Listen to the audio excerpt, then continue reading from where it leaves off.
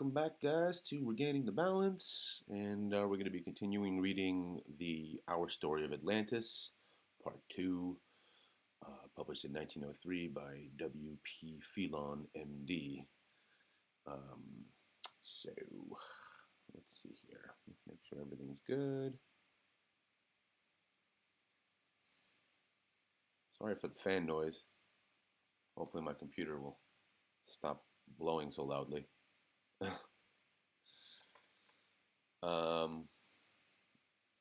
Let's just hope that my voice just overdoes that part of the.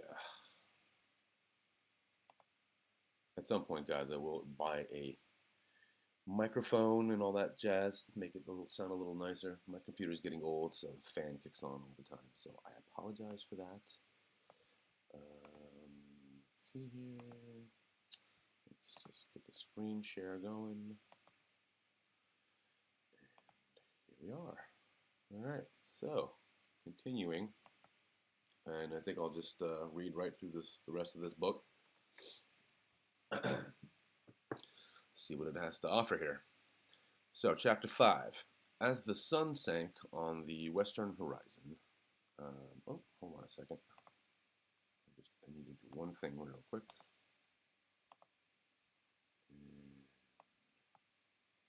Voila. And we're back. And we're back. As the sun sank on the western horizon, a northeastern wind began to strain out our, quote, idly flapping sails, unquote, and the good ship once more moved merrily over the waters. The full moon of the tropics climbed out of the great wastes of water, and my friend and I sat on the quarterdeck, chatting of various matters. Suddenly, as if someone had spoken to him in reminder of some event, he said, "Yes, certainly, at once." A moment after, the stone casket which I had seen in his cabin just before the sunset was put into his hands, coming about as fast as a man would walk out of the companionway. At that time, no one else was near us on the deck, therefore no remarks were made. In my peculiar state of mind, this too seemed perfectly natural, as well as what followed. Sounds like it levitated. Taking the cask in his hands, he pointed out to me several characters and symbols engraved deeply in the stone. Calling my attention to a form of the winged globe, he said, quote, that is the signet seal of him who was our most learned ancient brother. It holds the content of the casket in trust for him who hath the password. Let us see if we may open it. Lay open the palm of your left hand on mine, the fingers straight, and say as thou mayest receive out of the silence. If thou art he whom I have expected to meet, it is well. If not, then it is still only patience for further waiting. Unquote. He held out his left hand and palm up. I placed my own left hand upon it, palm to palm. As I did so, a little shock passed over my whole body like an electric thrill, only a little more intense. His eyes shining with piercing brilliancy caught mine, and then I felt another hand lying on top of the back of mine in a form shadowed out of the thin air by my side, and simultaneously I could see the full regal proportions of the most majestic figure standing beside us. Prominently out of the shadows, as one feels the sun's rays, I could distinctly feel the brightness of another pair of eyes similar to those of my friend in the body. At the same moment of time there came ringing through the air to my ears a low musical chant. Instantly I appeared to be upborne where beneath me a vast city lay spread out in all its beauty and glory for many leagues. We three still remained together in the same relative position. I had lost all consciousness of my deference of condition in the three present, who seemed equal in every respect. At this instant, a single syllable from my friend's lips, indescribable in its intonation, arrested my attention.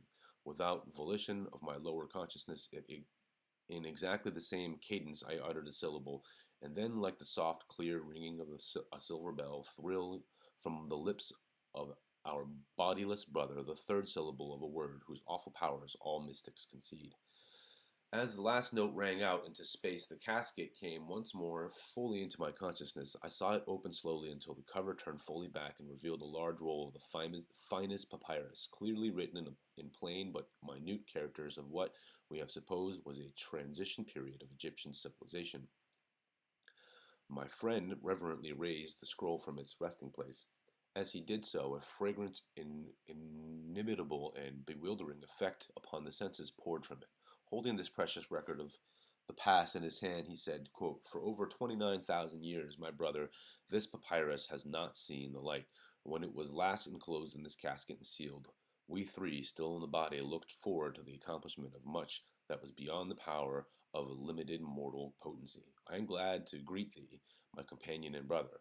I was not mistaken in thee, for to no power but the presence of the three would the casket have yielded its contents.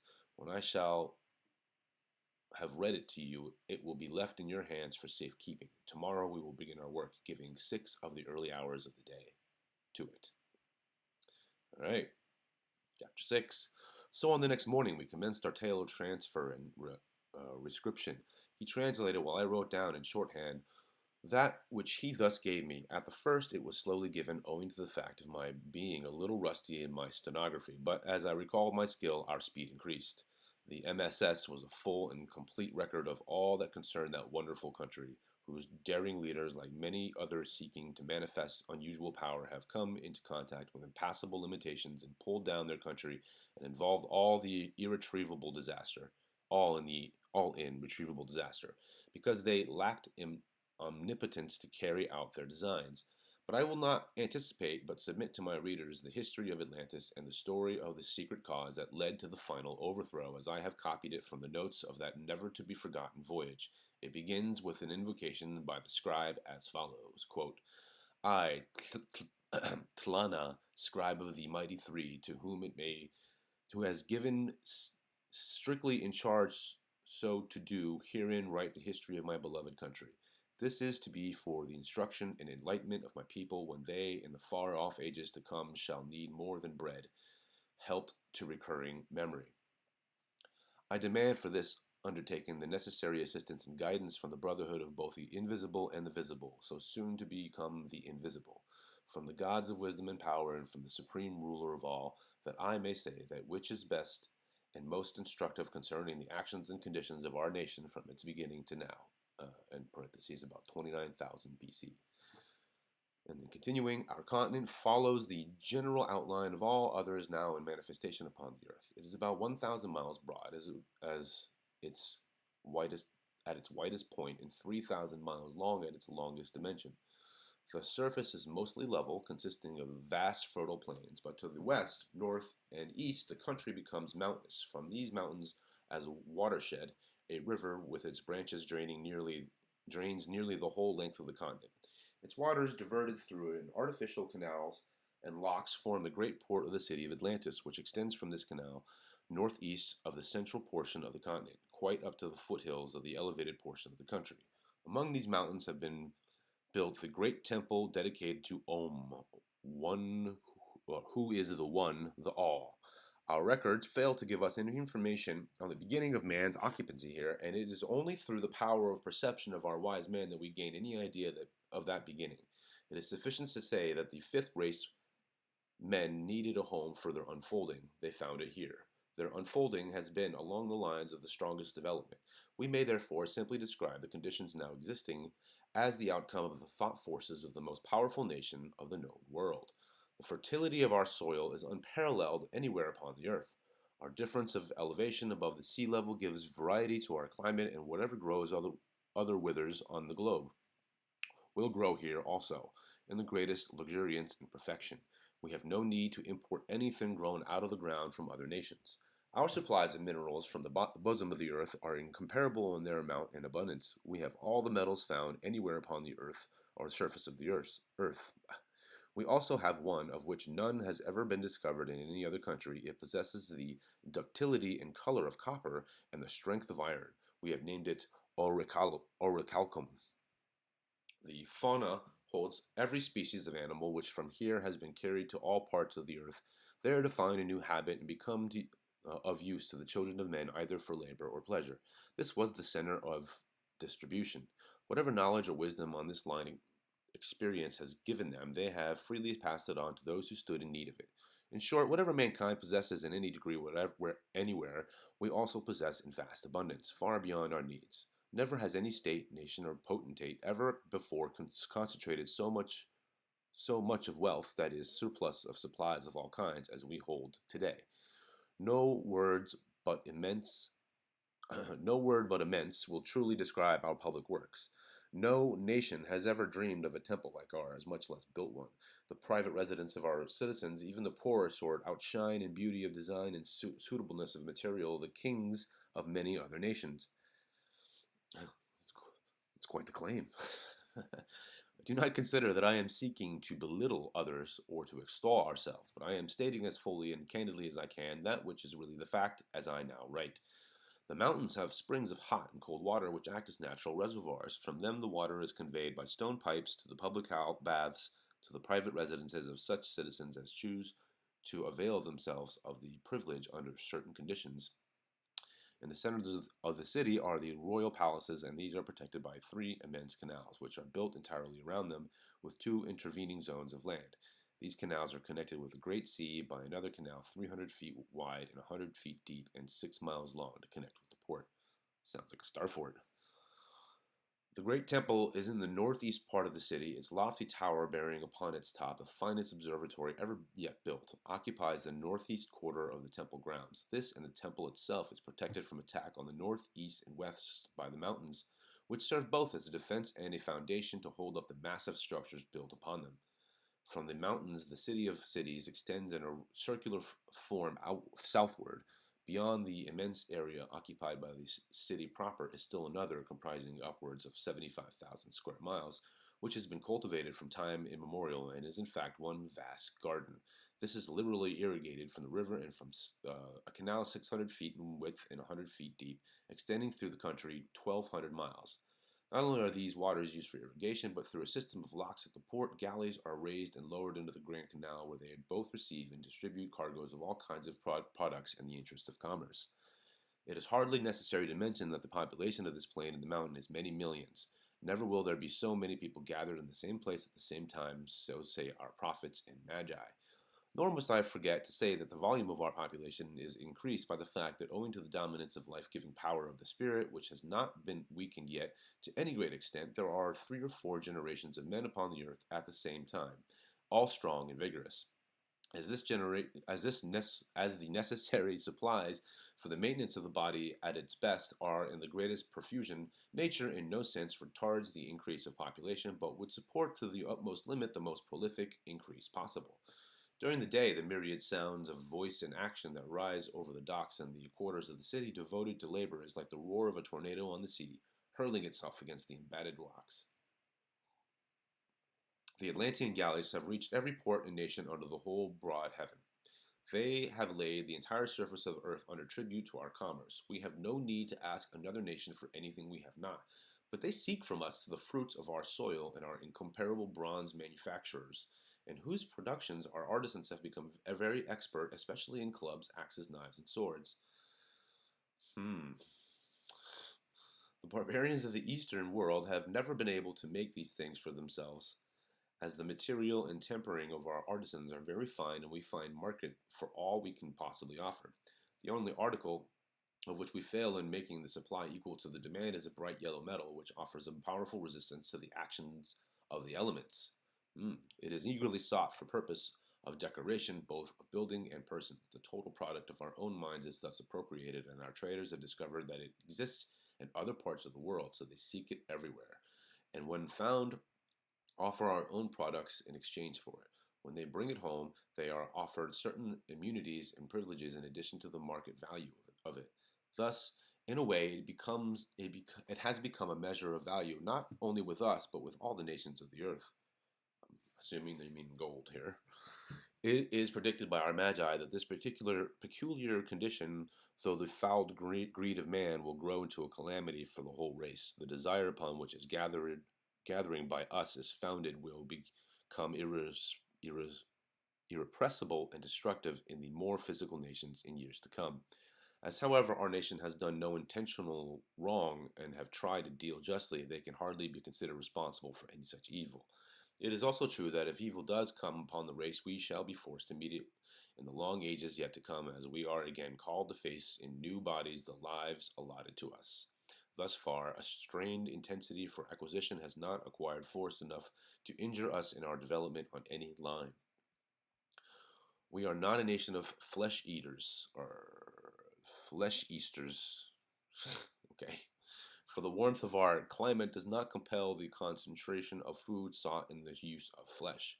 It is because we are not bound to the soil in our efforts to overcome the circle of necessity that we can give so much time to the study of real forces and facts of the universe and the methods by which they could be made useful to themselves. At the north are three high mountain peaks, which have become landmarks for all seafaring men. In the way of review of what I have written, permit me to take my future readers to the highest summit of the great peak Alihulu, and from thence point out the paradise of mountain and valley, hill and plain interspersed with broad plateau. These are covered with tropical vegetation, bearing all kinds of edible fruits known to man throughout the whole circle of the year. Limp streams from the mountainside water a large portion of this vast district. Nor is this all, for the whole picture is dotted thick with substantial dwellings, hamlets, and towns, but above all is the capital as a center of interest and an exchange of thought so wide, so far-reaching, that all the other centers in the whole country seem but suburbs. Notice all the varied greens of the vegetable and the blue sky, so clear and so perfect as yet undisturbed in its vibrations by the shock of either offense or defense. Beyond these can be seen the canal leading to the landlocked sea and the great port with its fleets of arriving and departing galleys from every quarter of the globe. These galleys move neither by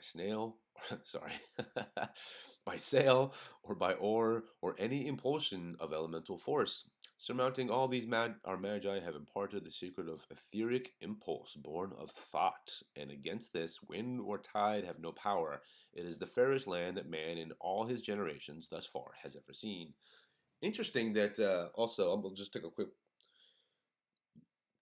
quick diversion here, but it's interesting the Mayan, I think, and Aztec mythologies talk about these people coming on boats that have no oars or sails. Of course, he could have just ripped this off. Who knows? Either way. Oh, that was the end of the chapter, anyways. So, chapter 7. So that was the end of the quoted history that they were quoting. So back on the boat. Before going forward with a description of the MSS, let us do a little comparing with the present situation as we know it. The location of the ancient continent must have covered in the part of the Caribbean archipelago, as if the land were so raised as to make the highest peak 6 miles high. There must have resulted two immense island seas where now is a Gulf of Mexico. Across these, and the old continent would blow in constant succession the trade winds, bringing moisture and fertility upon their broad wings for the teeming population. In configuration, there must have been a striking resemblance to our upper lake country. The range of mountains to the west and north must have constituted the backbone of the continent, whose peaks and tablelands now form a chain of islands. On the line of drainage from the inland sea, the Amazon must now be located. The fertility must have been the result not so much of a torrid temperature as the absence of cold winds, which gave a peculiar, equable, life-developing climate, both for vegetables and animals. Everything possible grew because there were no drawbacks to its growth. It was always seed time, it was always harvest, bud, blossom, and fruit in all their different stages of maturity could be seen growing all at once on the same tree. What is partially true today of the orange and lemon was then true of all the fruit-bearing trees. So fertile was the original condition of the soil, and so great the wisdom of those who directed, that the matter of planting seed and gathering harvest became a matter of sequence and not season. With this explanation, let us return to our manuscript. All right, quoting the manuscript again. The change of condition from life to death is one accepted and welcomed by our people. Definitely not the case today. Not in any sense feared, because during their long continued existence, the monotony of physical life is fully satisfied, and the only inducement for accepting prolongation is the increasing of the spiritual force and potency, which we are well acquainted and fully educated as to its limitless possibilities. Now, imagine if we were taught things like that, huh? From the very beginning. Our place as carriers for the world has for many years been acknowledged. Our place as carriers for the world has for many years been acknowledged. On all seas and in every port are the galleys that supply the world's marts, flying the Atlantean flag, a winged globe in blue on a yellow ground. It therefore happens in our ample harbor, the myriad swarms of shipping, although loaded with the products of the whole earth, are ours. Although loaded with the products of the whole earth, are ours. The sailors of other nations dare not move out into the vast wastes of water separating the different countries from one another. Great warehouses lie along the water's edge, which is bordered from the sea for many miles into the interior by immense solidly built walls. These are raised high enough to be above any high water mark of either flood from the interior or tide from the ocean. But floods were rather the result of changes in the amount of drainage for the melting of snow on the mountains or increase of amount from suddenly precipitated vapor was a thing of but slight importance. The capital is connected. Excuse me. The capital is connected with all parts of the kingdom by iron tramways, upon which enormous loads are moved by a motive force whose secret only our magi know. But the obedient force moves back and forth, drawing and pushing as it is bidden by its controller, the heavily laden wagons to which it is harnessed. The whole city is built of a pure white marble taken from quarries in the northern hills, whose supplies are used not only for building at home, but also for export. So fine is the grain, and so elegant the polish, that the blocks are used over and over in rebuilding the cities of the Mediterranean. The stone cannot endure the extremities of temperature of the northern climate, but it is amply strong for all that may be demanded under the Atlantean sky. From what I have already said, perhaps it will be plain the city is laid out like a disk, with a segment wanting where it is fitted against the foothills of the northern mountain ranges. Broad avenues in semicircle began at the mountain and end in the mountains. These are crossed by regular intervals by other avenues forming the radii of the circle, the center of which is the king's palace. There is no ownership of the land save in the king's name as the representative of the nation. It is held by our magi that no man can own anything in which his own labor or some representative thereof does not constitute a component part. All articles of handiwork, therefore, can be claimed by the contributors thereto, but man has not and can never attain ownership in the four great elements of manifestation: fire, air, water, earth. Quaternity. If you go back to the very beginning of this book and you see the snake getting its skin with the four wings, this is what they are talking about. That's what it's signifying. If he ever shall attempt it, disaster and degradation will attend the attempt. If a man builds a house or plants a tree or cultivates a crop, then the house or tree or harvest belong to him, and he should be protected in his right to enjoy fully all that came from his labor. All lands are parceled out by lot, and the improvements only have a price.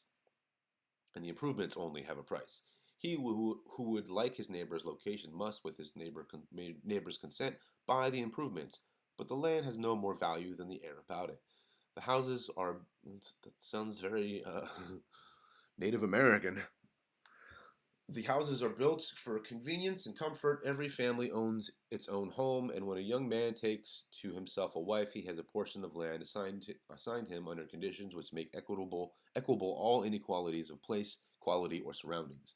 No crowding is allowed, not even in a fixed part of the city. The buildings are of permanent material, fashioned to let in the air and light. Their underlying principle is a central open court with living rooms all about it. This plan is modified in many ways to suit the individualities and needs of the owners. The court is centered by a broad gate swinging easily to its ample fittings. In the center, a pool with an overflowing fountain to prevent stagnation, cools the air and helps modify the vibrations, like negative ions. The water was supplied by an aqueduct from the mountains. This was so old that no Atlantean of the present people can give its age, but there are records in the archives of the temple concerning the planning of the huge undertaking and the manner of its accomplishment. About this pool, the building stands generally 2 stories, so supported on pillars as to form no obstruction to free movement of the air. When the young people decide to locate it, when the young couple decide to locate, it is the custom to receive from the chief astrologer of the Temple of Horoscope, definitely naming the number of the new family to come. For each one, a room was built on the home. This special allotment prevents crowding and is productive to the utmost of progress and growth on all lines. Animals herd, man individualizes in his tendency. At either end of the scale, acceptation of or rebellion against the herding indicates where he stands at any given time as regards either his spiritual or his physical nature. If he is inclined to be brutish, it matters not if 50 hands eating with his dip into the same bowl of porridge. If he is spiritually unfolded, he would prefer to appropriate in use in his own way that which comes belonging to and prepared especially for himself. This is not, as it might at the outset appear, selfishness, but it is the outcropping of the work which the ego takes upon itself during the earth lives, the soul building out of the incarnations. The rooms on the first story are larger and mostly used for the offices of living in which the family relations are concerned and perfected. Most of their leisure time is spent about the fountain in the court, where there are always agreeable shadows, with a blue sky above. The courts are paved in colored patterns with a kind of glass, and carpeted with rugs and mats woven from vegetable textiles and fancifully dyed.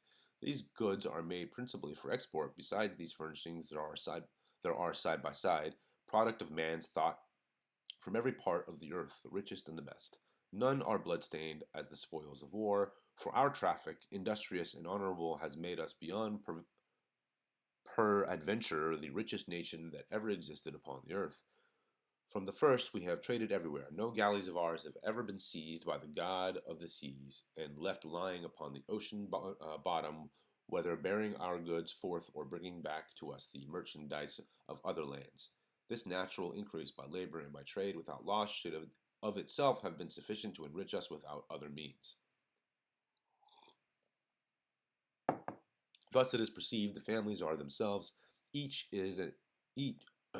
it is perceived the families are by themselves. Each is an independent community. Their houses and gardens are as much the kingdom of that community as can possibly be conceived. This is the rule of the spiritual and not of the physical.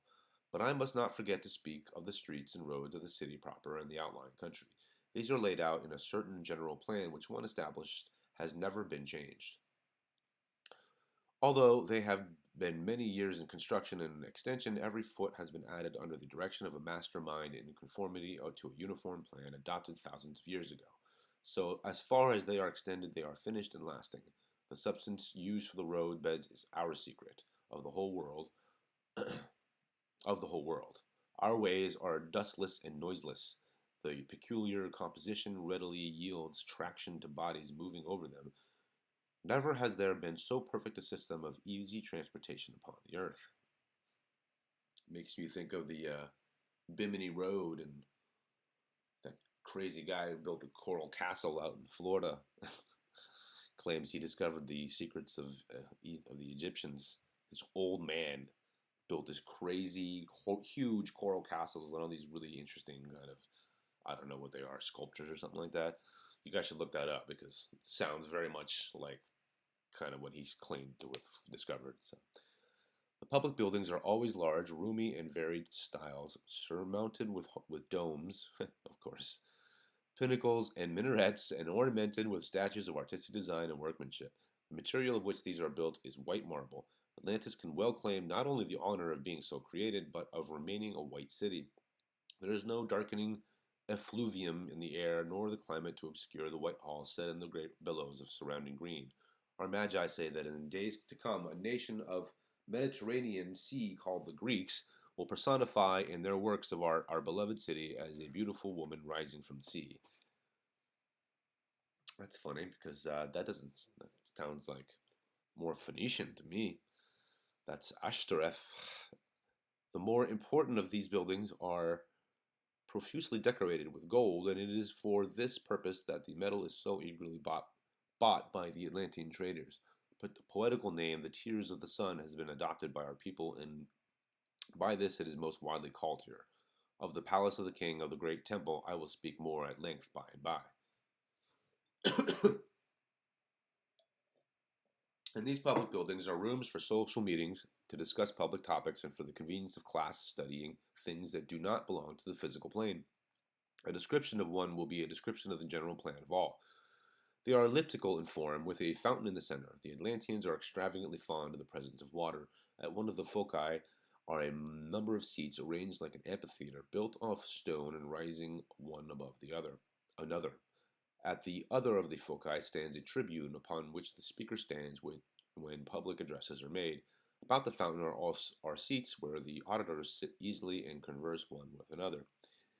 In like manner, we are built the training schools of the young, the central part of the structure being open to the sunlight and the air. Here the young Atlanteans are educated in the things that belong to the nation and the family to themselves.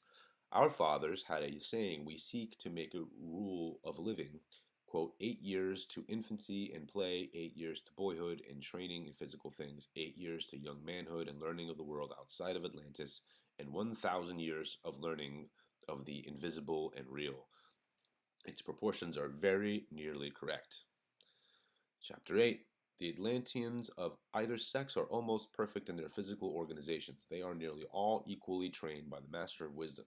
It may be asked why they are not all in the same plane of development. The reply is the conclusive answer of all ages and times. Man never has and never will exercise its individual potency in exactly the same way. The little variation, hardly perceptible at first, is increased by every increment, no matter how small, of each of the succeeding lives. This difference is increased also by the force of intellectual power which comes to a nation and of a necessity to the individuals of the nation who will seek to occupy the best bodies and positions as the returning egos claim place in the lives. Because of the absolute equality of the sexes, the bodies of the women are just as strong and vigorous as those of the men, but we know that in other nations with which we have now come in contact in other parts of the world, the women are inferior in size and strength. This happens because the people of those nations have allowed themselves from generation to generation, from age to age, to believe in and assert the inferiority of women. This continued thought has belittled and dwarfed her, not only in body, but has also bound her aspirations and her mental capacity in bonds stronger than steel.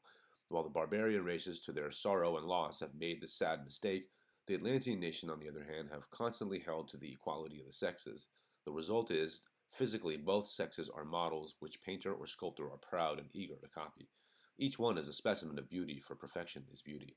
The action of the climate and transmitted principles have brought intellectual vigor and daring with a marvelous grasp of perception upon the laws of nature and of themselves.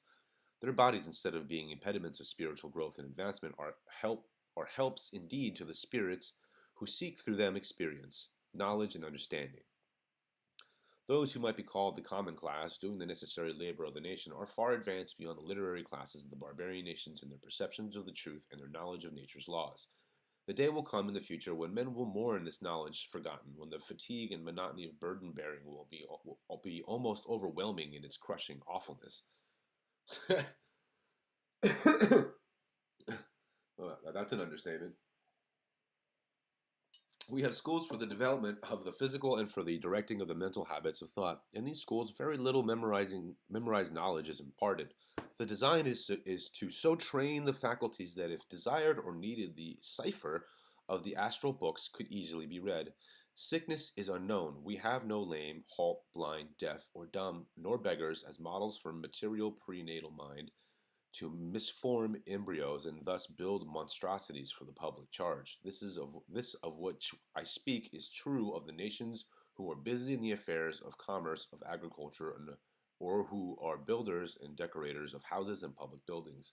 But there are some who from natural impulsion have sought more and more of the invisible, of the truth which belong to the One, and those who rest in it. These are willing and anxious to devote themselves and their powers constantly to obtaining and attaining, and the teachings of youth. The only class distinction we have is founded upon knowledge. It has come to pass in a natural fashion that these thinkers have gravitated towards one another. They have kept records of observation, experiment, and experience. That they are wiser in speech, in mathematics as applied to the unseen, in alchemy, in astrology, and they are especially wise in the physics which embrace the laws of the unseen. At first, buildings were set apart for these students and their teachers. As the city grew, each body of student had its building, now known as temples.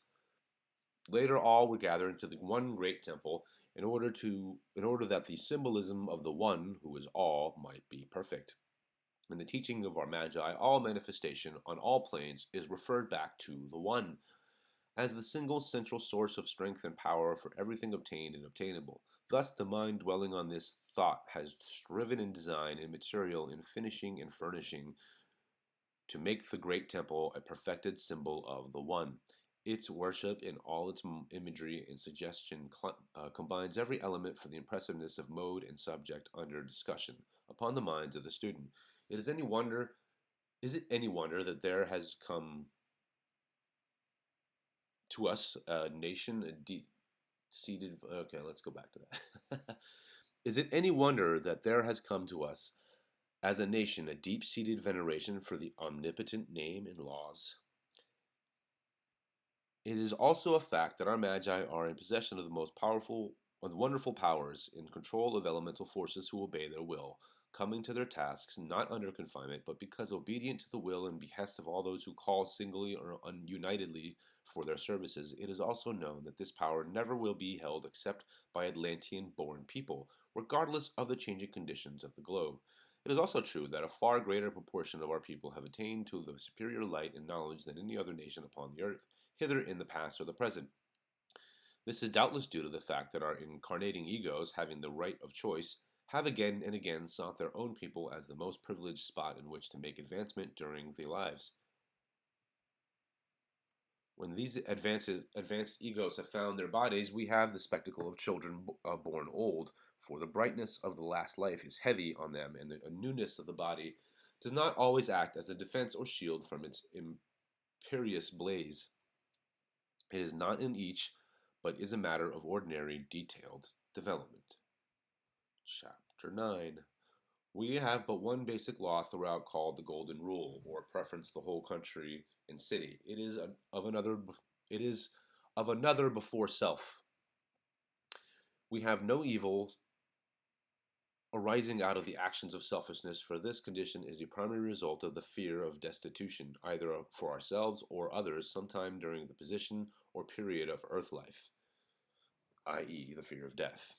Because they believe in reincarnation, and it is absolutely 100% part of everything they do and why they do things, they have no real fear of death, or as they say here, uh, whatever it is that they say.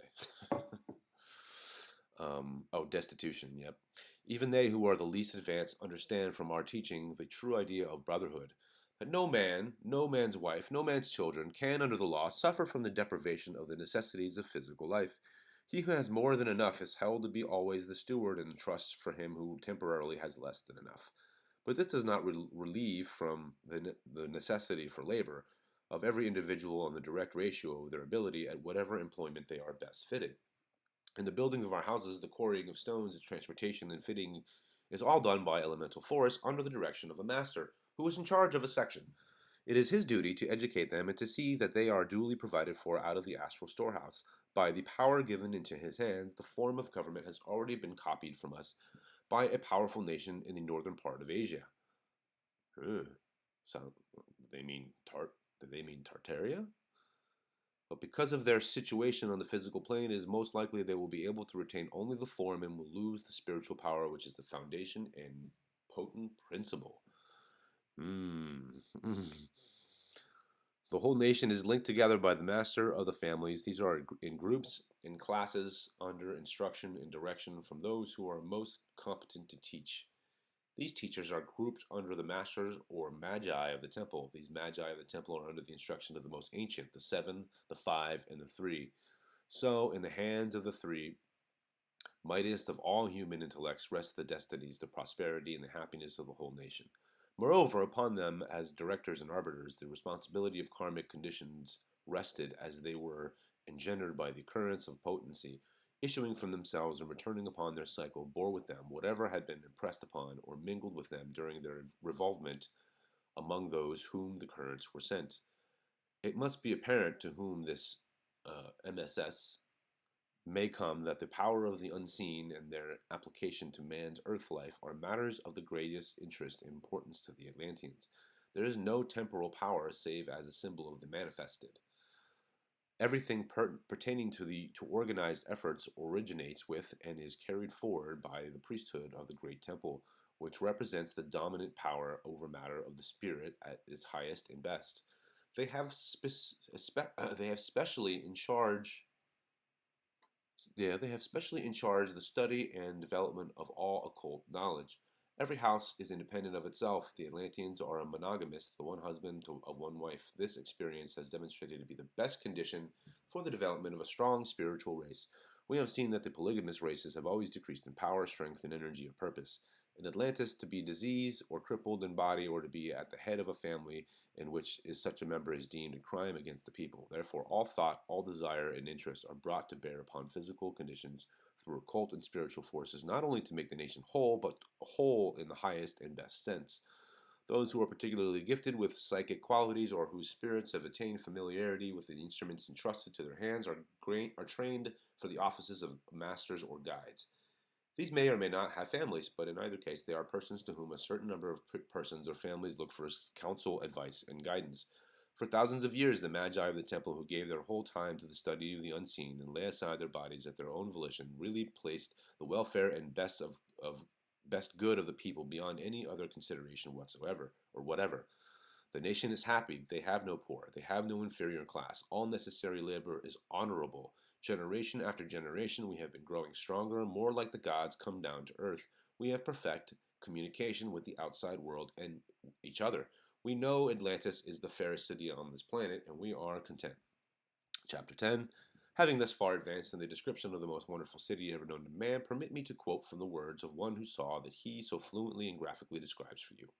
And quoting, to the northeast of this island continent is located the great temple, built both for use and symbolism on a plateau of many acres in extent, where the gradually rising ground began to break into the foothills.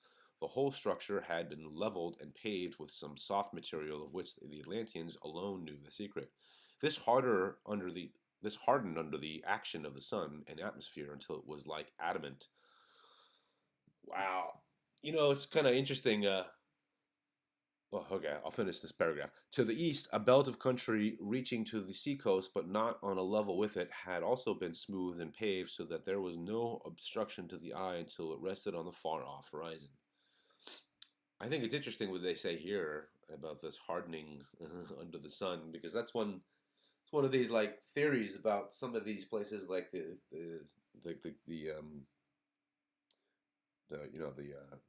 pyramid in Giza. Some people think that they just made those blocks right then and there, and that they didn't quarry them and transport them 1,000 miles.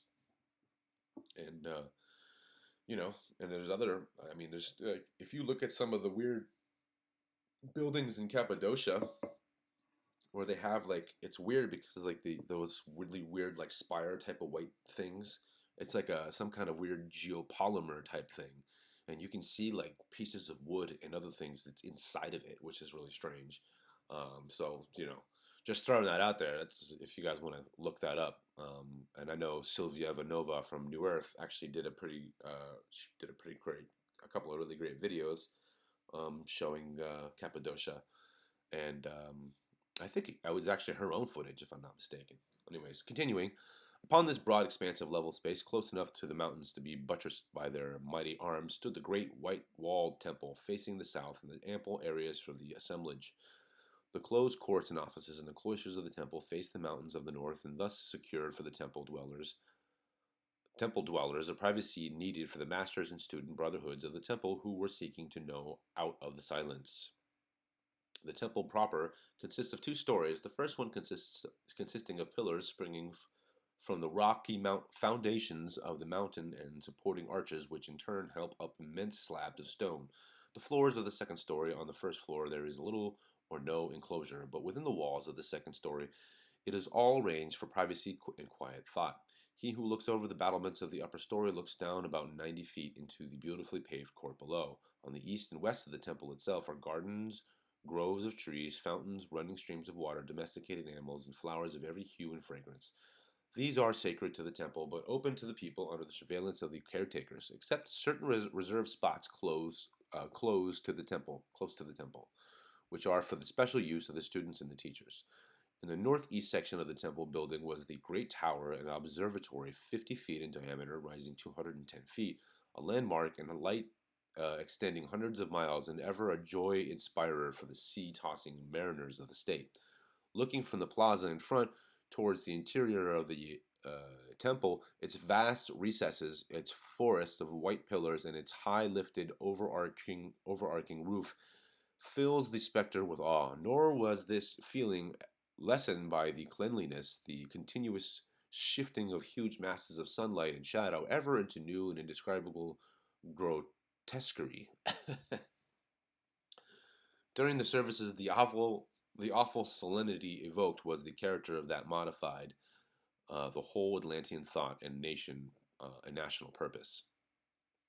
So let me go back with that. I butchered that sentence. During the services, the awful solemnity evoked was of a character that modified the whole Atlantean thought and national purpose. The great tower was commenced 15 feet below the surface. The original trap rock was supplemented by a square block of concrete rock, and upon this was carried up the superstructure to a total height of 225 feet. The square of 15 upon the floor of the temple resting on a raised dais was the secret chamber of the Holy of Holies. Across through this, at high festivals, blazed and flashed the veil of Isis. Above, on a level with the upper floor, was the chamber of the 45, and still above that, the chamber of the 15, the 7, the 5, and the 3. In the outer, the tower was smooth and unpenetrated in its surface from bottom to top. It resembled a solid block, chiseled out of the quarries and set on end to defy. So deft was the workmanship, and so perfect the jointings and finish.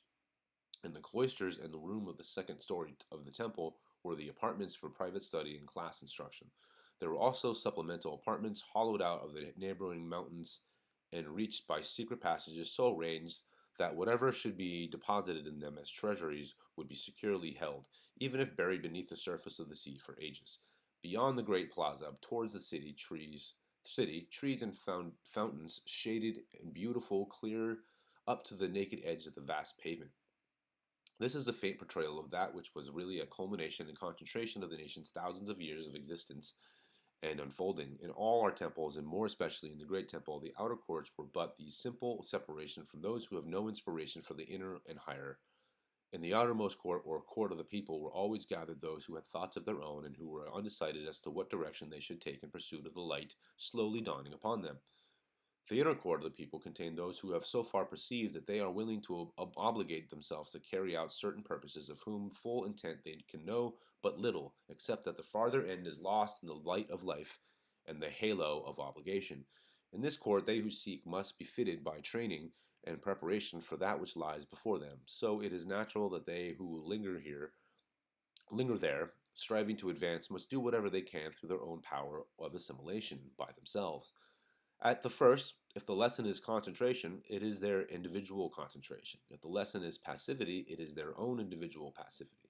It is exactly as when one is learning to sing as a beginning, the voice is trained to use its own peculiar function alone. After this solitary practice, when some aptitude has been attained and a facility of use, then they are ready for the massing of singles or a united effort. It must follow then that the court of the brotherhood cannot but lap over into the inner court of the temple. That which is done singly and alone is absolutely necessary for the next step in advance, which is to be made in unison with another or others, in the same way as musical students are trained by twos and fours or for united efforts of action and harmony. The question considered in all of this is, how shall growth and attainment be best accomplished? What is the basic principle? In music, we say the sounds are set to a certain key, and however prolonged the action of the vibrations, the key and time will be the same, and all vibrations are aligned. It is exactly thus. When the student come to act together on the occult planes, the vibrations which they produce will not, of course, be alike, but they must chord. The parts of one vibration fitting and filling in with the vibrations of another, so there shall be no jangle. To get the best result is always the best that they who are in the outer court of the brotherhood should be watchful and careful lest the vibrations sent forth from themselves should be hastened or intensified, or even dragged through the thoughtlessness of their own carelessness. When once unity of action is attempted in this matter, It is absolutely necessary to success that the key on which they start should remain the same. It is easy to see how intense passions such as anger or any of the disturbing conditions would interfere with the vibrations. It would be like a chord out of tune in a stringed instrument, where, though the strings do not give out the same sounds, still they must be in alignment. This alignment is the source of all music. It is not needful that the most intense feeling of one's nature should be given rein and allowed to make disturbances both for himself and those whom he is contracting. It is also on a small scale like the sharpening and flattening at the wrong points, whereby the vibrations are changed, the harmony broken, and the discord becomes perceptible. It is also absolutely necessary that all conditions in the outer which can cause a disturbance should be held in abeyance when one desires to concentrate, in order that during a united effort for concentration the harmony and strength shall not be marred. This is true of all work on any occult line. Pardon me.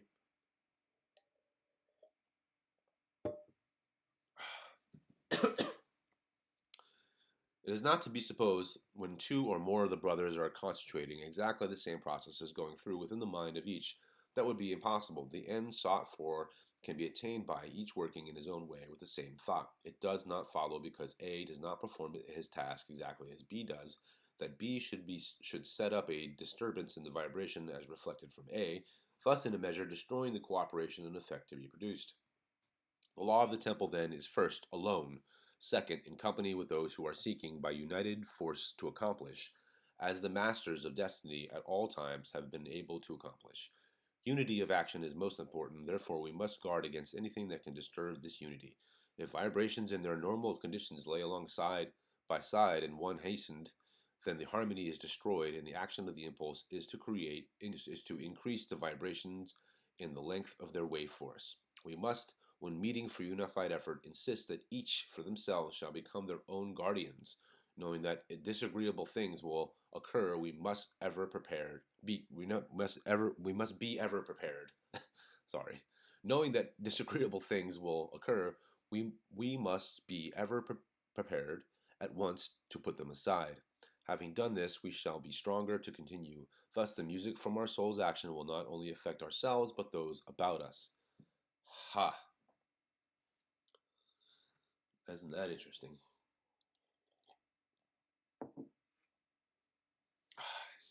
So this is what they just basically explained to you is this idea that I don't know. When you try to silence your mind, it can be very difficult for a lot of people, and part of that is the fact that you have these things that pop in that don't belong there, or they're trying to shove the thoughts, try to shove themselves into your consciousness, and it is difficult to put them aside. Swipe left or swipe right or whatever. But that's what we kind of have to do if you really want to, get into that real silence where you actually start to feel something. Not just feel something, but you start to understand things, and sometimes you get some very interesting information out of that. So, continuing. Upon this statement of principles has been built the great law of the temple: do unto others as you would have them do unto you. How about that? All the teaching and training, all the ceremonies and symbolisms of the temple are founded upon this law at the cornerstone of the religion of our people. Having given this brief summary of the truths our priesthood have in charge, let us pass on to a description of some of the ceremonies of the temple service, and an illustration. We will take the great feast of the New Year as more fully including the whole than any other. The feast of the New Year on the 21st of March consummated and commemorated the sun's rebirth, when out of equal days and nights a new spring and summer began for the northern hemisphere, and the promise of seed time and harvest was renewed.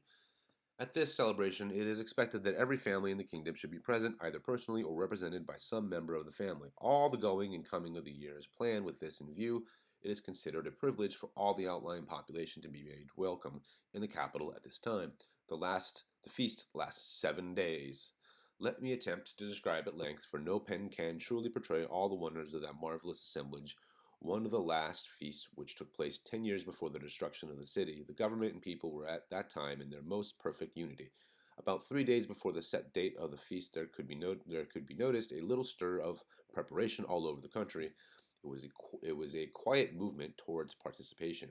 If one had been lifted above, so he could have looked upon the continent as upon a map, there would have been perceived during these 3 long days long lines of travelers, some on foot and others by every method of conveyance, moving upon the city in converging lines. As the time grew shorter, the extent of these lines grew shorter, and the ways close to the city and in the city itself were filled to overflowing.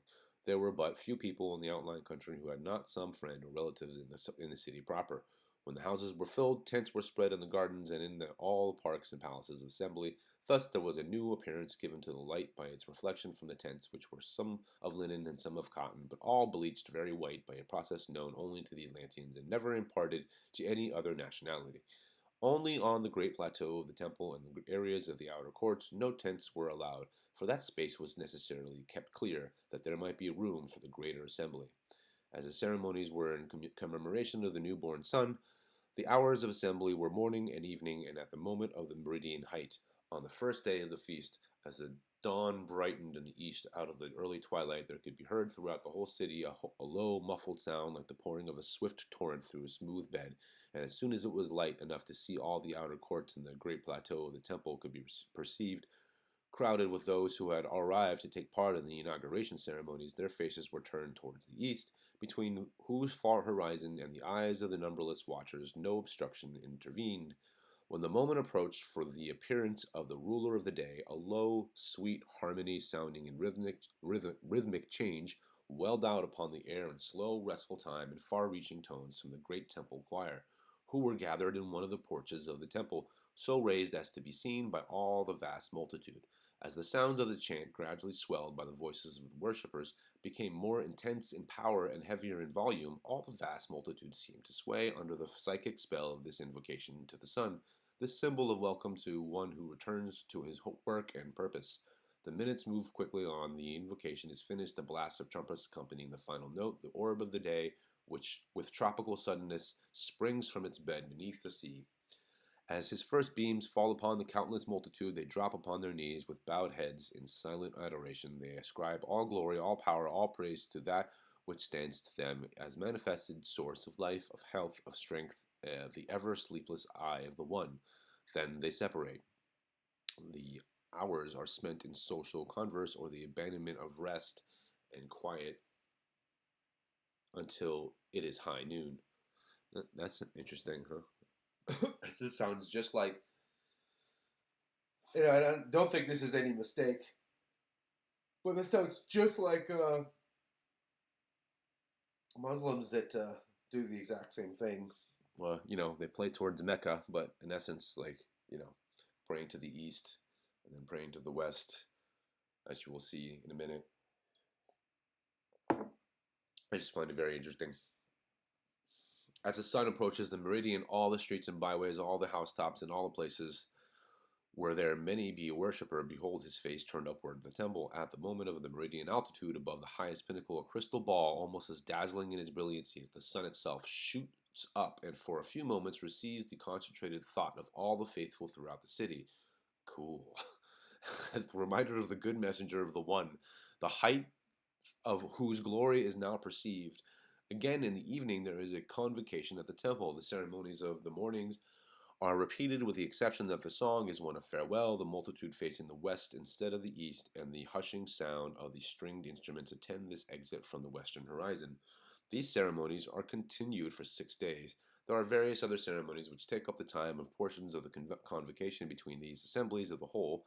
There are also lines of temple services, work, and study, each of the sciences having its appropriate place and each being developed by those who are allied in the great brotherhood of the temple. This embrace the whole people in its ramification. It is not necessary to describe these in all their minutiae. But during these 6 days there was continually something taking place in the city, always having its moving force at the temple. The moving of the procession through the streets, a convening of the temple guides or guards, lectures and talks from those who are well qualified to give forth from full fountains into the inner souls eager to be fed. But as the evening draws on, after the waning of the 6th day, once more all the courts of the temple were thronged. A hum of conversation dies away as the darkness grows more and more intense. Now, when it shall have become quite dark, the temple choir opens the exercises with the song of invocation. It differs from all the music of the convocation hitherto in key, rhyme, and time.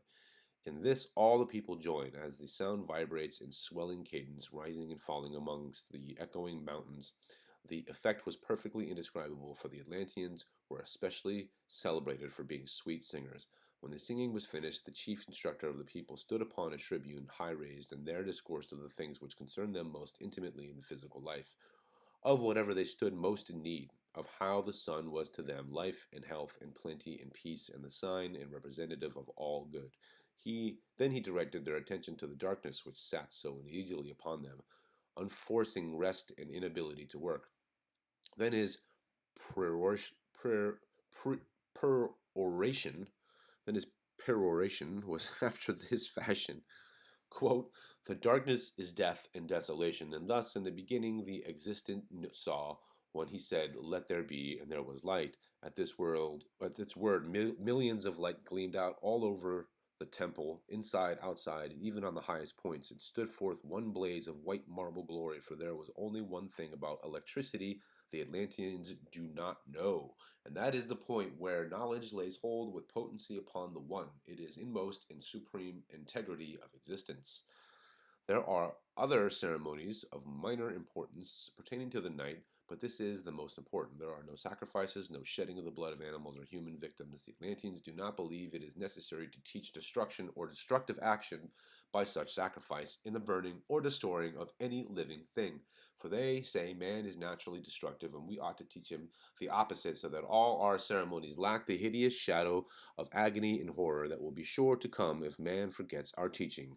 But the great object lessons served well their purpose in the elevating the whole people to the same level and commenting them or cementing them into a common brotherhood. In the next chapter, I will describe, as well as I may, the last great days of the feast. Okay. Give me just a second, guys. I gotta check something. Nope, that's not the one I want.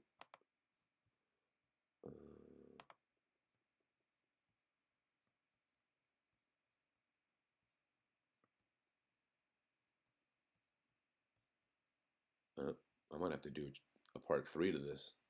We'll see. We'll see. Yeah, maybe not. I'm going through this pretty quickly, so. All right, give me just 2 seconds.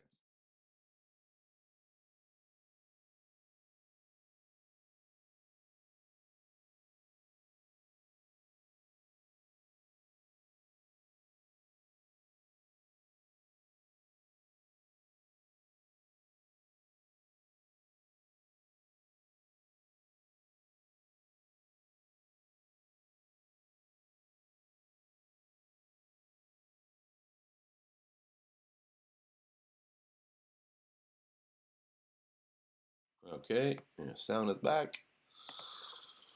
Get a little whip my whistle here. Chapter 11. That of which I am now to speak concerns the Atlantean nation when there was for it seemingly nothing more beyond in glory, prosperity, or knowledge. I am warned of the unseen not to write unguardedly, but with circumspection, lest there come power for mischief to the unobligated. In the olden days, when step by step we had painfully and laboriously climbed the mountain heights into the broad blaze of the everlasting truth, the world lay at our feet.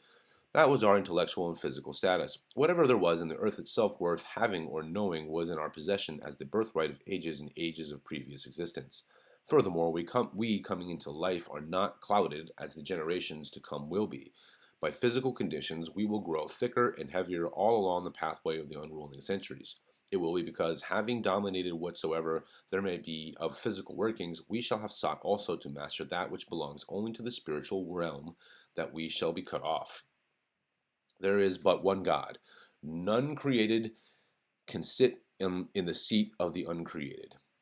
None who exist by the thought of the infinite one can hope to explain that which is of itself the existent, the cause of all results manifested or unmanifested. In the first part of the development of the Atlantean nation, all communication was carried on by outer sense vibration, even as now. Perhaps the vibrations were not as intense as at the present, but in the later days, they who are instructed are taught by thought transference. The education of the young is not along the line of simple memorization, nor is it only the unfolding of partially physical senses. It does not appeal to a material sense for the building of the soul. We do not hope that are out of the we do not hope that out of bodily conditions we can bring any help to the spiritual.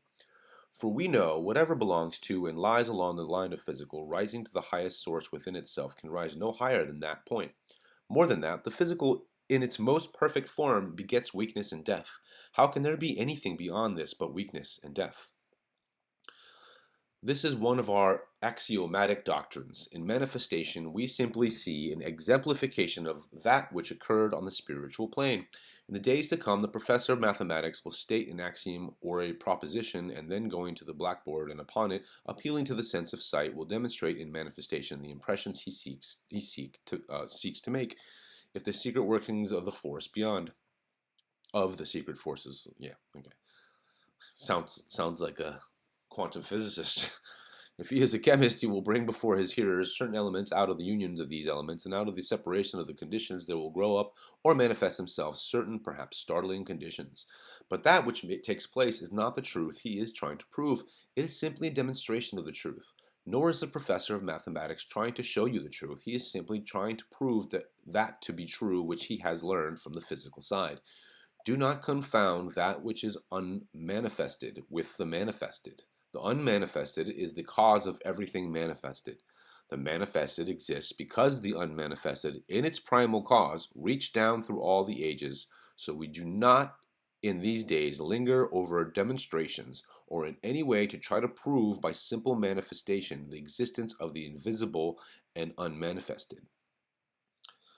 But the first course of training our students receive is a line of strengthening for their mentality. If there are those who are so physically constituted that the machinery of their thought, the power by which they could receive of the force outside themselves, is in any way unfit or incompetent, they are first treated by the thought of those who are about them, or to bring them up into healthful condition, as it is termed on the physical plane. Really, the condition is simply one of harmony, the knowledge of which has come in these latter days to us who have the pleasure of pursuing this manuscript, variously named, quote, the science of spiritual conditions, mental science, science of truth, science of knowing, unquote. Call it what you will, it is really a glimpse gotten hold of by one who was clear-sighted and who, in the development of the idea, has manifested the bravery of the old soul.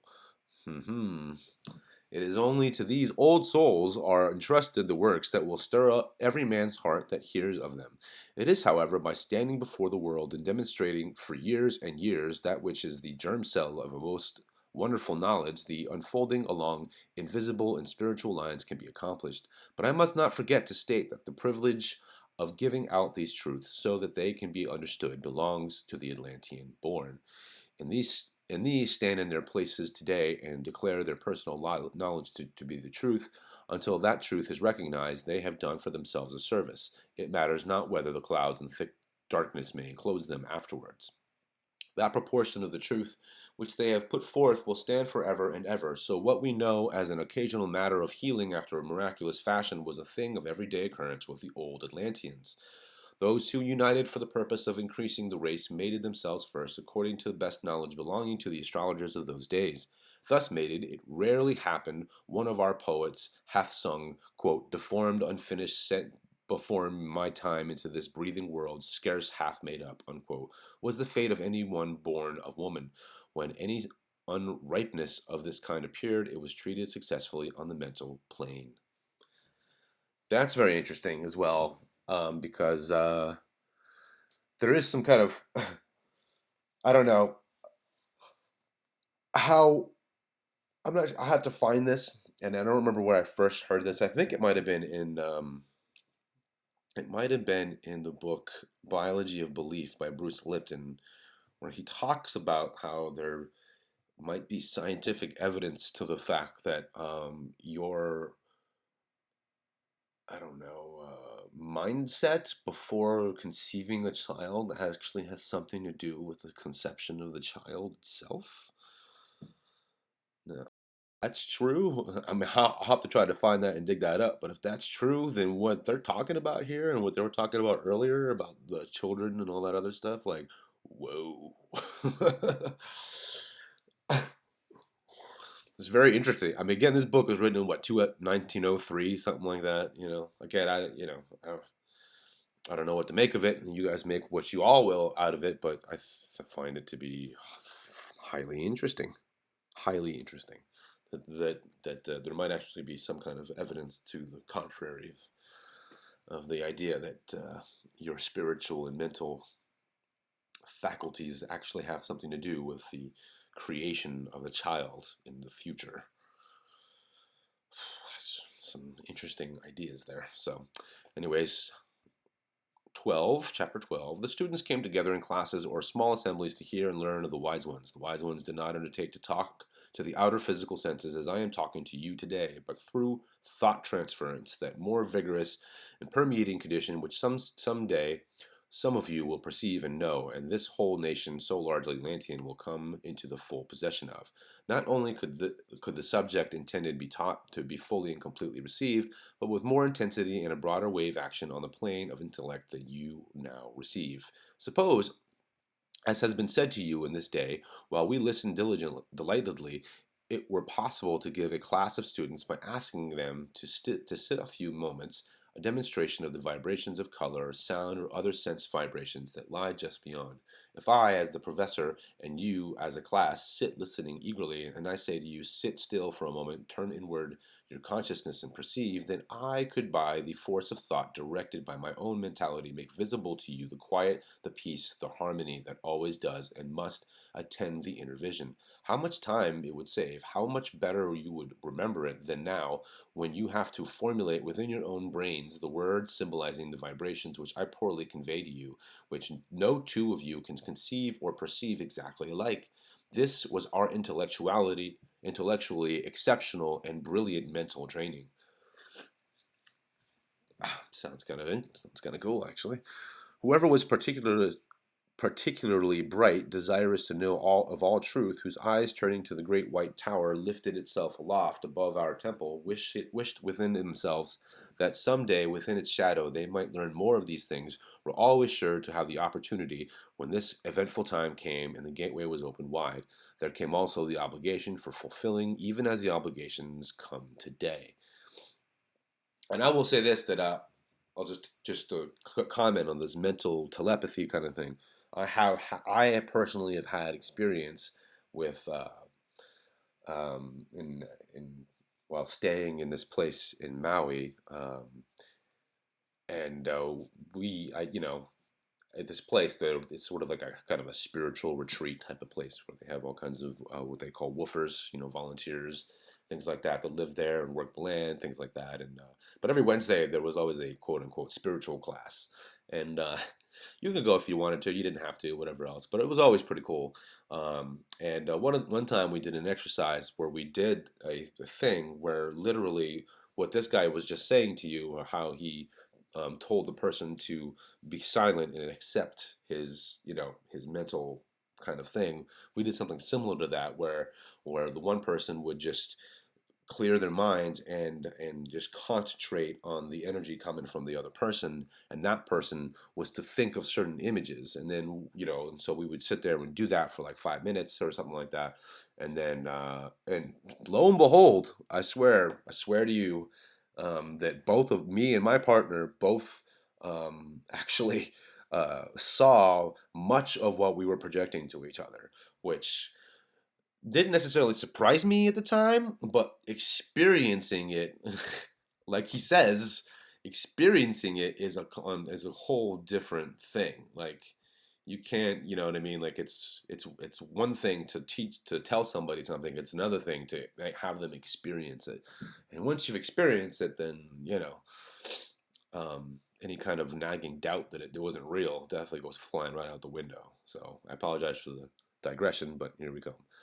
That which a master of the latter day said, quote, "A new commandment give I unto you, that ye love one another," unquote, was the inspiration, the thought, and the most intense dictum of those who taught in the temple. There must be perfect unity, perfect harmony, perfect love for one another. Oh, that you of this latter day had never forgotten, you who have remembered and put in practice all the commandments of the dreadful 10 concerning the physical, would only recall and practice the 11th, then all that could be needed in the visible life would come. Interesting. I wonder. The commandments of the dreadful 10, I guess they mean the 10 commandments concerning the physical, would only recall and practice the 11th, then all that could be needed in the visible life would come. How fascinating. Seek ye the first knowledge and potency of the unseen in the realm of truth, and there will become to you knowledge of all else. The knowledge of the physical cannot be so very much. It lies along the contemplation of a few simple fundamental principles. It is not so difficult to make gold as might be considered. It is not so difficult to do various other things which have come to our knowledge. Every step you have climbed along the way, which seemed so difficult at its first contemplation, after it has been accomplished, grew easier with the added knowledge. I would say that's true, spiritually or otherwise.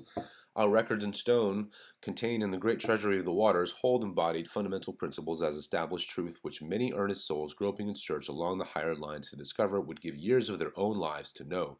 Some of these, sooner or later, will come into knowledge, these willing to advance, to expand the time necessary, to make sacrifices and take upon themselves obligation, which must rest upon the consciousness of all who are admitted to participation in the truths worldwide in the scope of their action, are candidates for knowing and understanding. They will certainly advance beyond the threefold gates into the great mysteries. That which belongs to the Atlanteans as a nation, intellectually and morally, was the control of all knowledge, except that which belonged to the origin and power of life. This concerns the one alone. Some of you whom I knew as men in the olden days I now perceive as women, but the spirit that lies behind each one of you is the same. The perception that looks out of the eyes is the same perception that looks out of the body or dress you wore then thousands of years ago. Oh, if you of this day and generation can only understand and perceive the treachery of the physical embrace, how the unwrapping into the physical is only a manifestation for the process of accomplishment. If the experiences can come only through the body of a man, it takes that. If the object of the coming back into the lives can only be accomplished through the body of a woman, it accepts that. With its modicum of joy and terrible burdens of pain and mad agony on all planes, the body is nothing. The soul of the ego is everything. That's very Course of Miracles.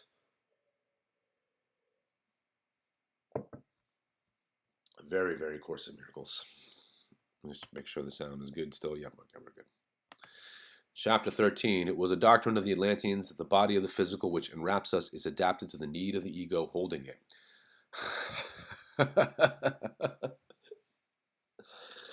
That sounds like it's right out of A Course of Miracles. Sorry. It was a doctrine of the Atlanteans that the body of the physical which enwraps us is adapted to the need of the ego holding it, as a manifestation of the process of accomplishment, i.e., everything in this life is part of a classroom, right? Every conflict is part of your learning, your undoing of the physical idea, and seeing past all these things that are perceived problems, right? I'll go into a lot of that after we're done with this book. The ego coming back into the lives cannot accomplish its own unfolding save through some particular experience. It encompasses that particular experience if it is within its possibilities. From age to age, from generation to generation, that which stands behind all is ever the same. That which overshadows all is a part of the divine existence, is one with the one with the one, a part of the divine existence, indivisible and always the same.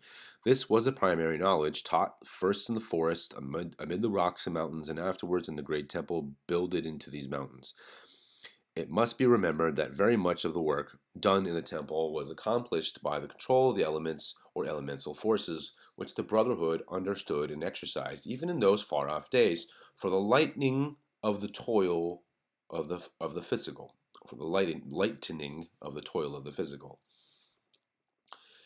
This you in this day and generation have somewhat recovered, but instead of saying to the force universal, do this, you change some portion of it and bring it under limitation of form. These limitations act for you, tirelessly toiling day and night, and so there does not come out of the surrounding conditions and vibrations the reacting powers and forces which generally tend to the physical retarding of any great building or other work of importance, because they are made up of the groans and moans of those who toil in the physical body to accomplish. With elemental force builds, it builds because of its forcefulness, and there is nothing to retard. In no sense is there anything for regret or reparation. There are no tears, there are no blood marks anywhere throughout the whole work. It is clean. It is set in motion and directed by the force which originates in the potency of man the created, who thus becomes a connecting link with the potency of the one who manifested as the universe. In the northeastern part of the continent was a group of rocky mountains. These rocks reach far down beneath the ordinary level of the soil. Hold on just a second, guys. I have to take this phone call.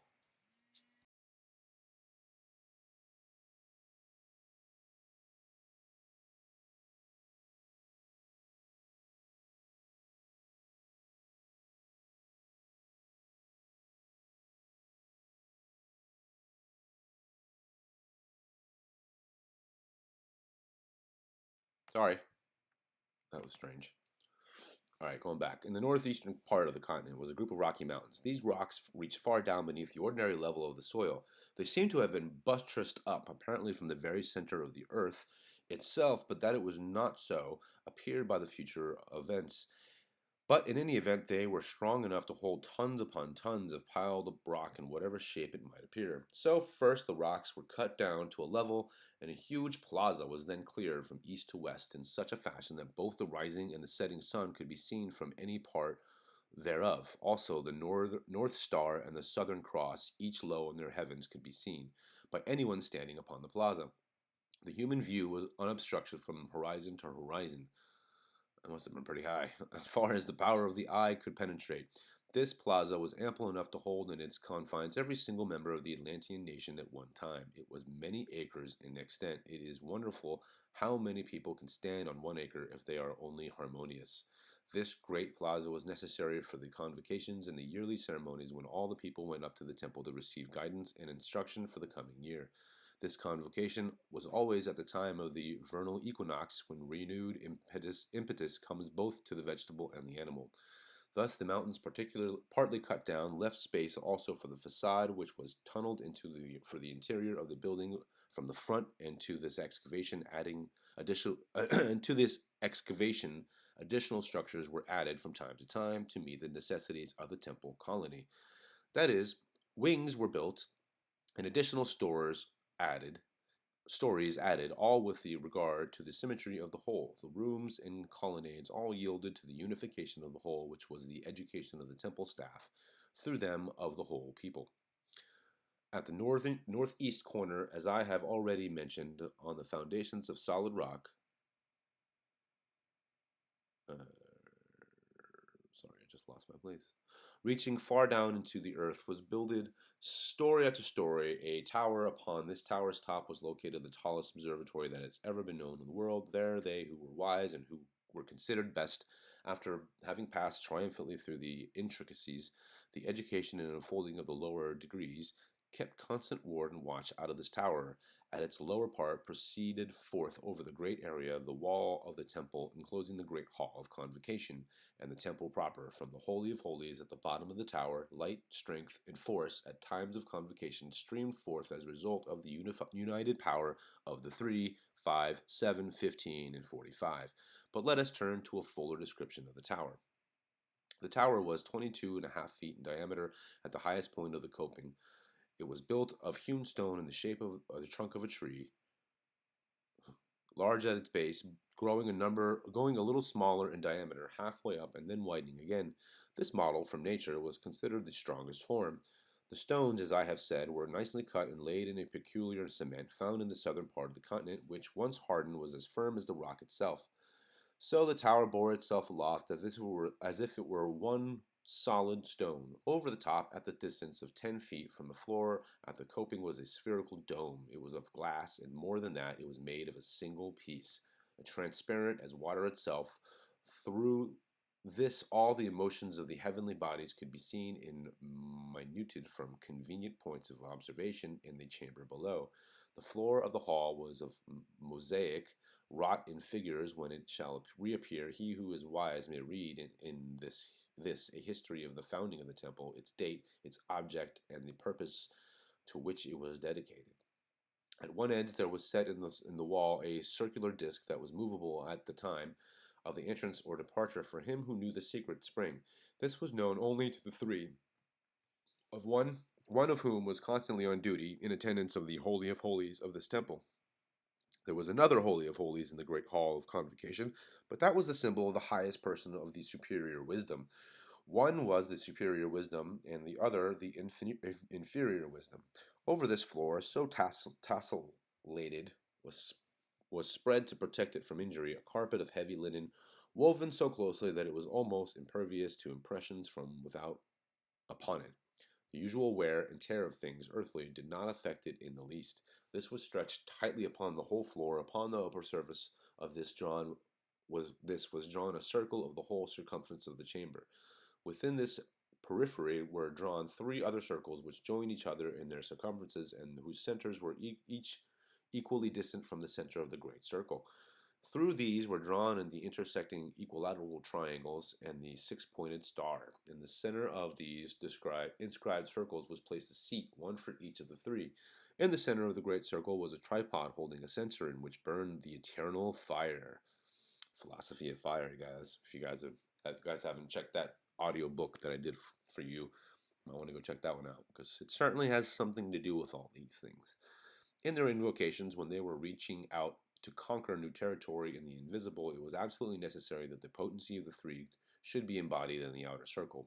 Coordinate with this effort, the potency of each must guard his own particular circle, while from the center it was essential should be wafted into space the potency which could call and conquer. These were all used upon special occasions. These vigils were nightly and daily, and the record of their observations were carefully kept. These three were wise men, for they had risen step by step from the knowledge of earthly things and their environments to a point where they could perceive all that could or would happen, not only to Atlantis, but to all the remainder of this planet. They had also attained the point where other furnishings were not necessary for their assistance, for in the perception of the divine birthright they declared themselves one with the all-potency, and so acted, so demanded, and so perceived. This perception finally engendered pride of station, which conjoined to their knowledge was the cause of their overthrow. Ooh. Pride. Oh, okay, guys, I have to refill some drinks, and I gotta go check up on something real quick. We'll put the break screen on. Beep. And let's see here. What are we? Hour and 27 minutes in. Okay. All right.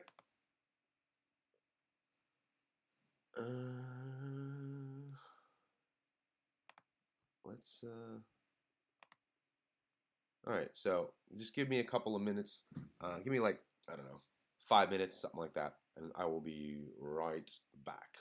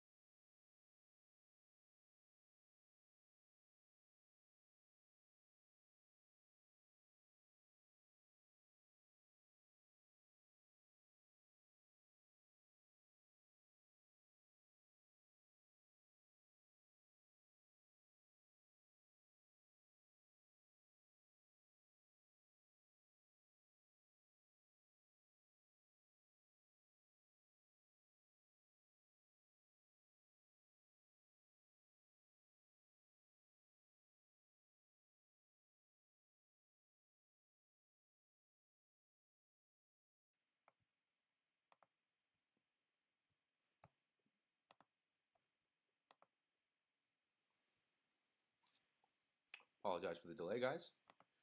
Here we go, chapter 14. In considering the remaining secrets chambers, let us remember that all knowledge comes from the home of the great gods, the silence where everything is that is. Between the station of 3 and the 5 was a heavy floor of masonry, each stone of which fitted into all the others, even as one piece of solid rock is fitted into its surrounding rock. Had it all been one piece, it could not have been more lasting nor more compact.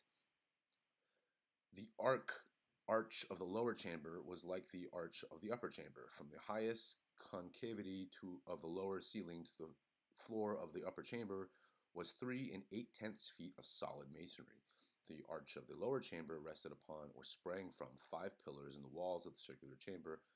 Between each of these, a single piece of marble was set, polished to the highest possible point. One was white, one was black, one was white, one was black, and one was white. Sounds kind of like the floor of a masonry thing. Checkerboard floor. Between the two white stones was a band of burnished gold, the art of preparing which, after being lost for ages, was recovered again in Etruria, whose wondrous masterpieces are the marvel and glory of the present time. It glitters and shone as only that metal can respond to the artisan's hand. These marble mirrors were turned towards the earth at a slight angle, and in them could be seen, as in the pages of an open book, all things that were happening, had happened, or were about to happen. That is to say, by the art of the wise ones, these had become reflectors of the astral books. Whoever knew the cipher could read, but to know the cipher they must be able to perceive, and no person could be eligible to membership in the 5 who under training did not manifest this power of perception. When the love of learning and the desire for understanding had given him the first rudiments of the cipher, he was transferred hither.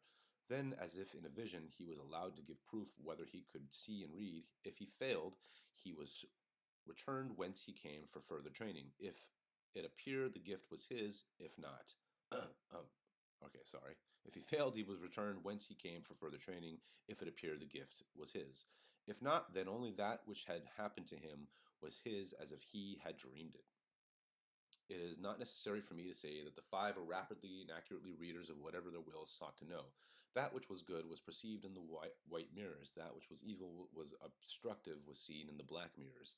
So long as Atlantis was in its greatest power and glory, so long was the number maintained as I have described it. But during the last 25 years of the existence of the temple in the city, the odd mirror in the white had clouded over in a singular fashion, growing darker and darker until the final destruction. And today, under the waters, there are 3 black and 2 white mirrors, but when the hour of redemption shall have struck, the stain will be wiped away from the white.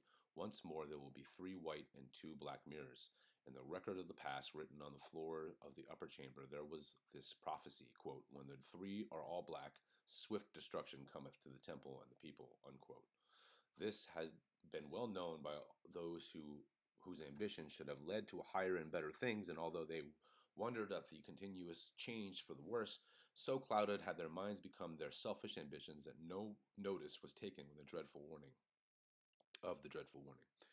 Although the chamber was solid and there were neither windows nor doors, there were means of ventilation by which fresh air was conveyed out of this apparent tomb. The means of entrance were the same as those of the upper chamber, although no aperture communicated with the sunlight. Yet apparently the light from the great dome overhead passed through the solid masonry as though it were glass. Whatever could be seen by the light in the upper chamber with its magnificent dome of crystal, ooh, that sounds cool, could just be as easily be seen in the chamber of the 5. On the floor of this chamber also was an extremely fine mosaic record of the nation and of the occult happenings to the same. Over this was a carpet of the same material as that above, and a circle 22 8/10 in diameter. Within this was drawn a pentagon 13 8/10 feet on a side. From the center of each side of the pentagon to the point of contact with the circle, a semicircle was drawn. In the center of the circle was a smaller circle touching all the semicircles, 4 8/10 feet in diameter. Where these semicircles intersected each other were 4 figures resembling ellipses. At the point corresponding to the focus, the point farthest from the center was the station of him who officiated. You will see when you draw these lines how intimately was the sustained power of each bounded by the great circle of the environment. All were limited, supported, and sustained.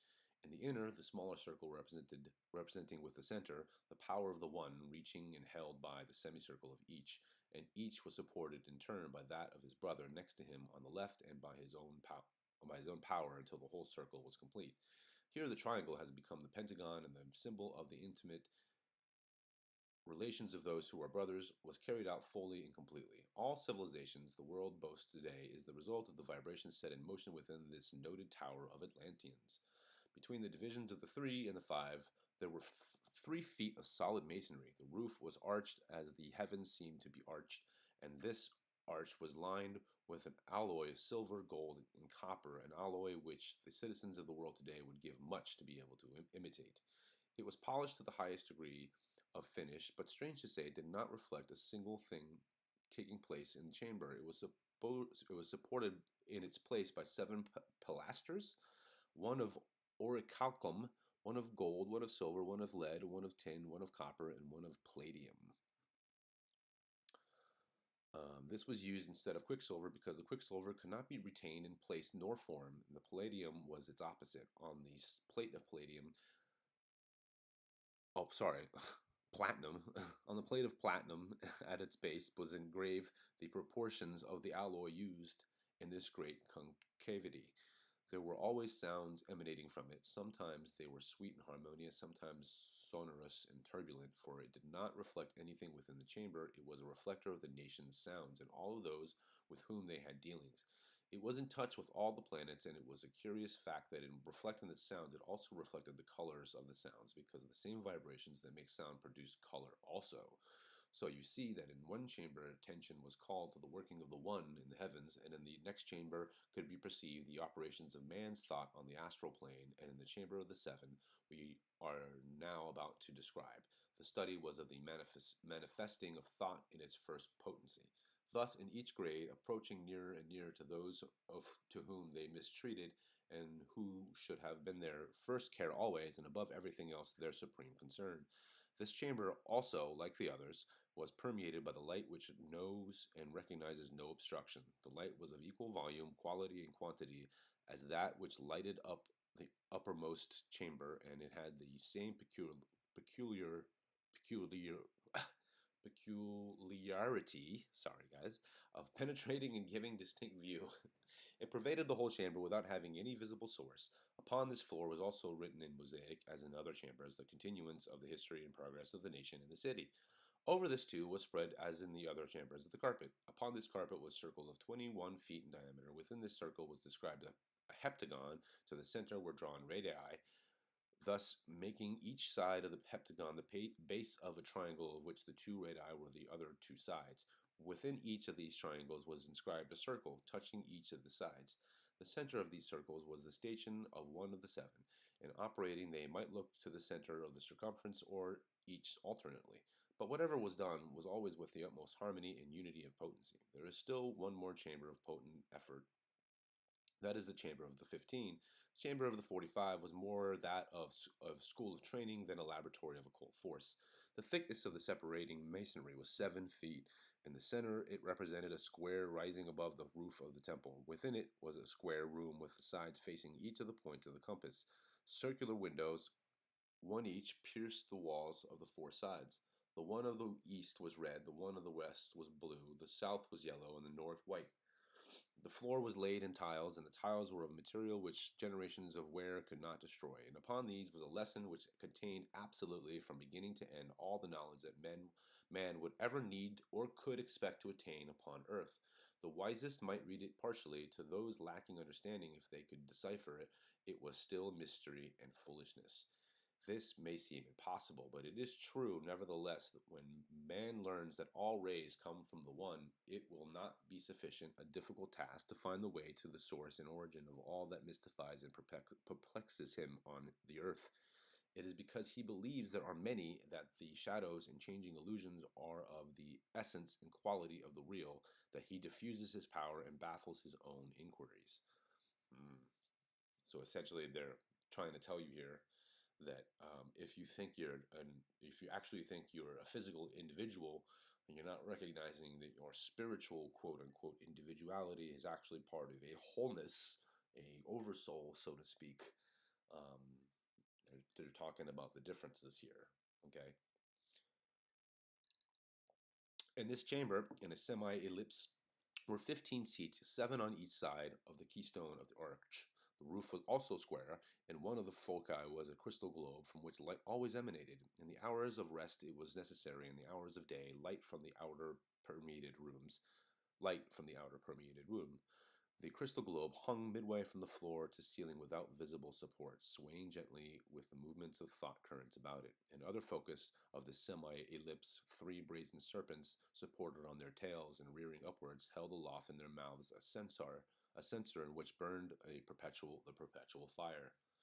And perpetual fire just represents God, as described in the Philosophy of Fire book, which you guys can find in the channel if you're interested in listening to it or reading it.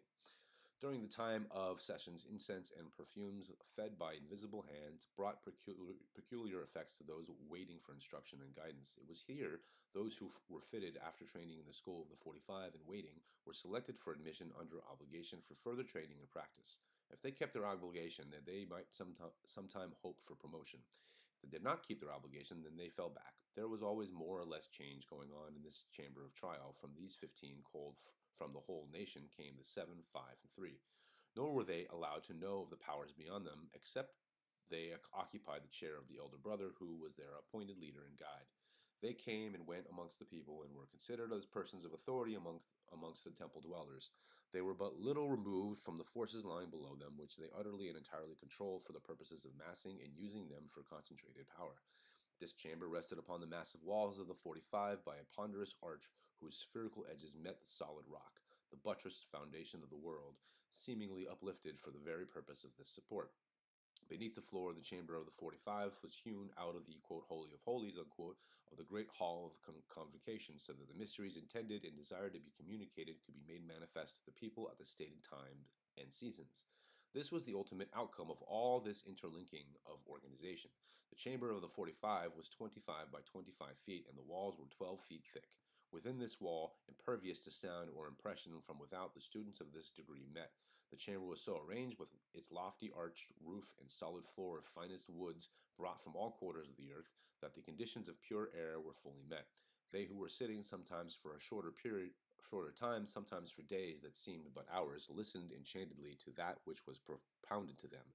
There was no lack of understanding from crudeness or from any disarrangement of the physical conditions of harmony and peace which all men must have to be at the highest point of perception. Agreed. Chapter 15. Thus sitting, the 45 were arranged in 4 rows of seats, 11 in each row, arranged elliptically, facing a raised dais in which sat the elder brother during the hours of instruction. The rows of seats were raised one behind the other, and thus gave perfect and unobstructed liberty of sight and perception to the brothers who sat upon them in order of their ages. There was always close to the seat of the elder brother another seat, and this, empty always to personal sense, to those who could see on the psychic plane, was filled by an elder brother from the invisible, as a mentor and guide, as an influencer of the elder brother of the visible, who receive whatever might be given either from his knowledge or by his coming in touch more readily with the invisible, thus receiving out of the realms of the invisible that which was needed for instruction on any and all of the mortal touched planes.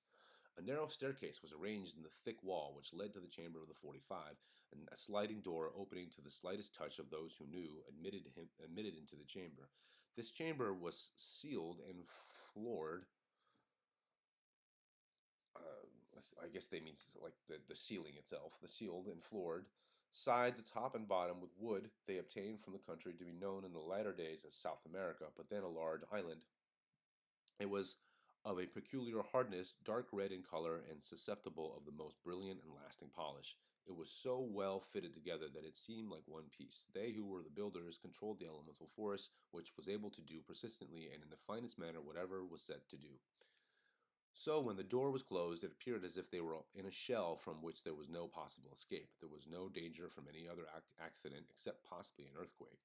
But for many hundred years, no earthquake had occurred. For many years to come, none was predicted by even the wisest astrologers of the temple. The doorway by which they entered was in the open end of the oval upon which the seats were placed. Within the whole chamber, distances far enough to protect the sight of those who were receiving instruction from any bewilderment by the light, points of emanating brilliancy were placed. What these points of light were composed of, hundreds of men in the days to come will give several years of their lives to know and never be able to find out.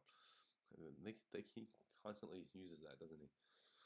Before these facts shall be given again come into the possession of men, there will have been those who will have come to the place where their hands have laid, almost upon the thing they crave and so covet. These lights, held as it were by invisible torchbearers, could be perfectly stationary for any length of time, or they could be moved as there was necessity for concentrating or diffusing that which they gave forth. At times, in full view of the whole number, would come up something acting as a reflector of thought action and picturing either the past or the future. This great transparent blackboard, so to speak, so you may understand just what I am trying to say, held itself in place, or seemed to dissolve under the will of those who were instructing, and while one could see through it, it was an impermeable barrier to any passage through it. No thick bar of brass could be more stoutly resist.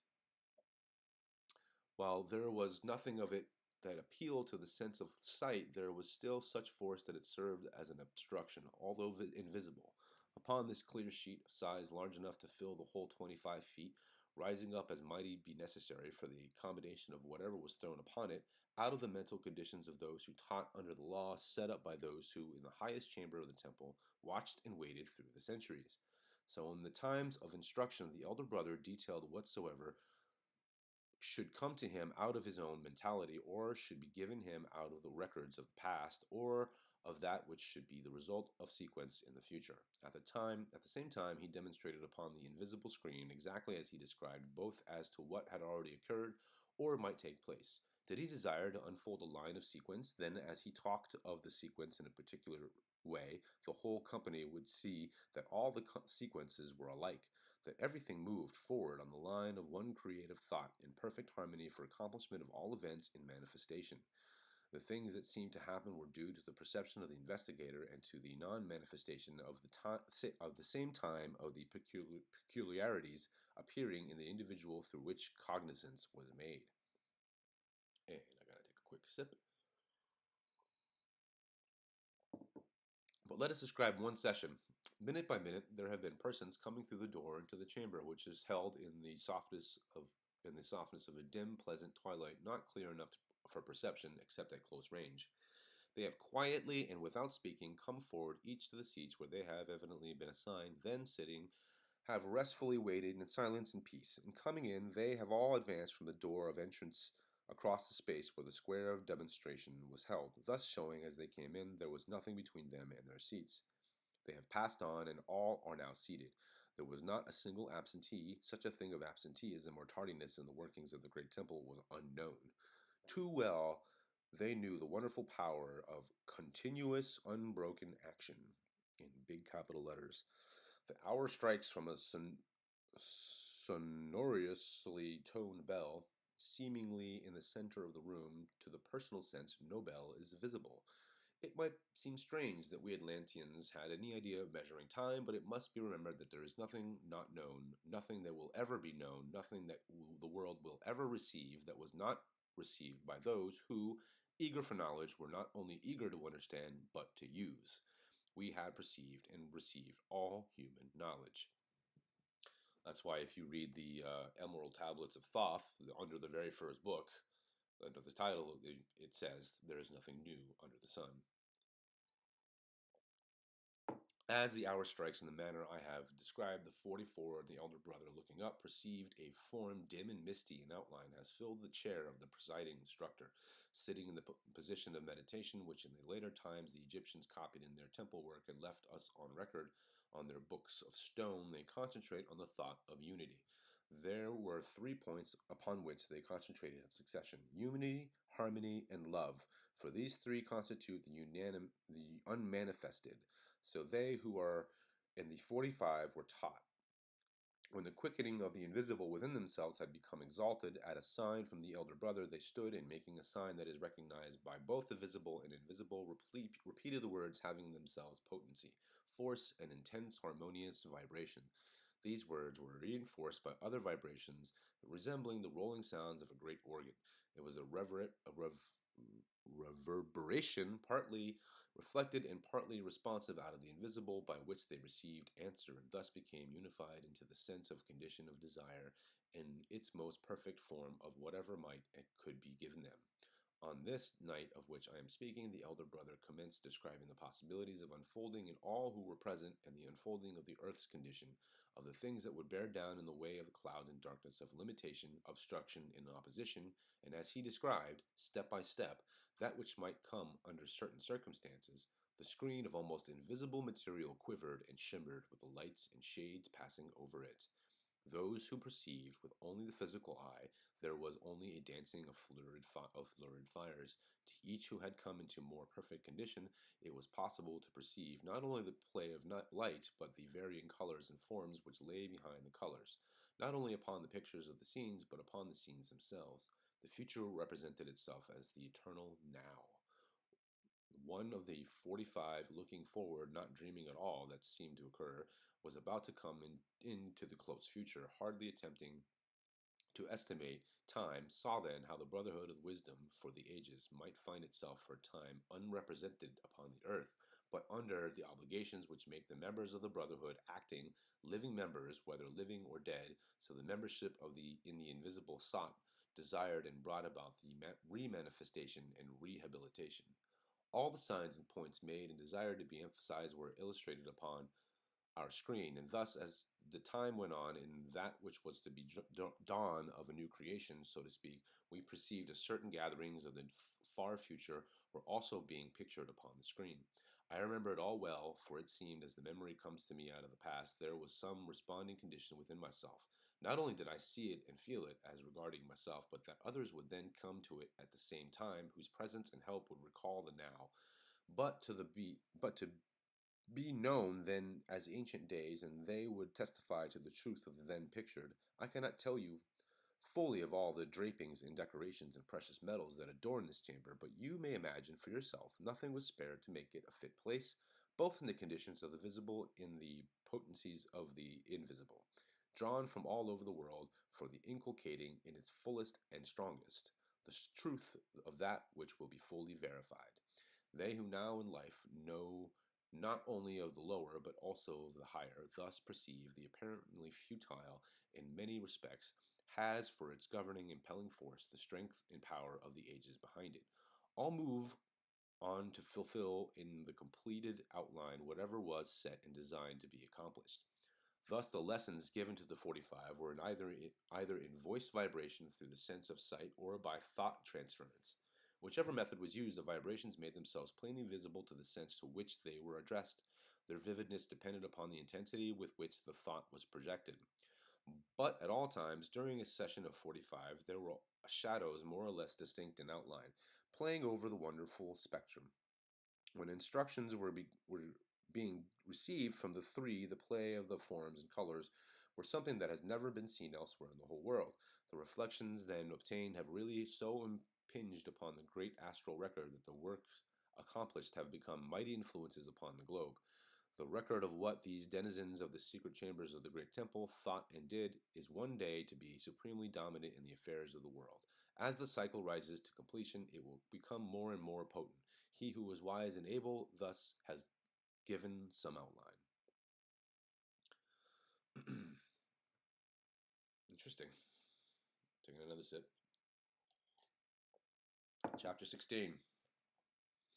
I have tried thus far to give you a description of the great temple of Atlantis and the tower that was one of the wonders of the world, that which was in sight not by any means at all, even as the tree bearing fruit after its kind above the earth is by no means the largest nor most important part of the organic development. The organs of growth and transmutation are hidden from the curious eyes of the idle.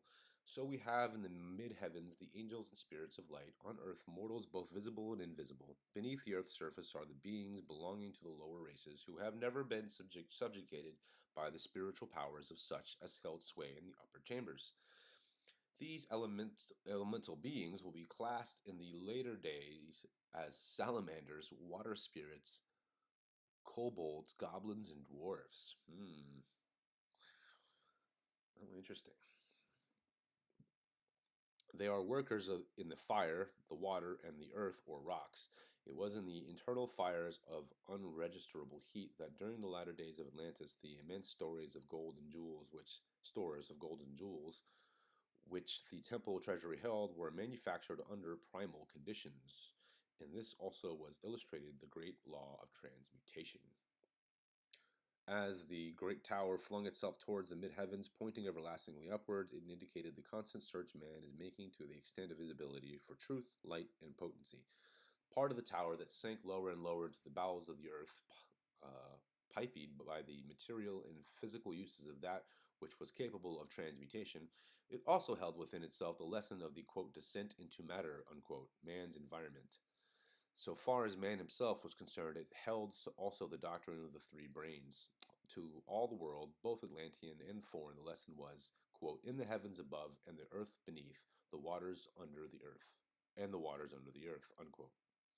It has already been said that the whole city of Atlantis was arrayed in a splendor whose glory was never equaled. Its buildings have never been surpassed, either in symmetry or architecture, in their material use, or in the tastefulness of its preparations and artistic designs. There was also a marvelous exhibition of gold and jewels in a profuseness carried up to the verge of the barbaric. These means of personal adornment were also used by all the people, even those in the humble walks of life. If Atlantis could be said to have had any such, the relations of poverty and riches long since had ceased to press on the attention of the nation. It was evident in the latter days that some source of almost limitless supply must be easily accessible. The tower, which lifted proudly its head on high, went down into the mountains the same distance, and the cellars and sub-cellars were occupied by beings who belonged to the lower races, who had been subjugated by the spiritual powers of those who held sway in the upper chambers. Didn't you just say that they weren't subjugated? Whatever. None of the uninitiated knew for a certain of that which was going on within the mountain. Only to the three was this knowledge fully confided by the builders. To them, long ago, all material things which are deemed of any value by mortals or of any use or importance whatever had ceased to be of consequence, only so far as they might adorn or make beautiful either the temple or the city. Underneath the sanctuary, entered by a door opening into a solid rock at the rear, was a flight of stairs leading down into a chamber hewn out of rock. Out of this, another chamber staircase led into a similar chamber, and still another, and yet another staircase and chamber. Within these chambers were curious implements fashioned for the use of the operations of the workers. These operations required the use of certain materials to make the manifesting and finishing of their work more easy.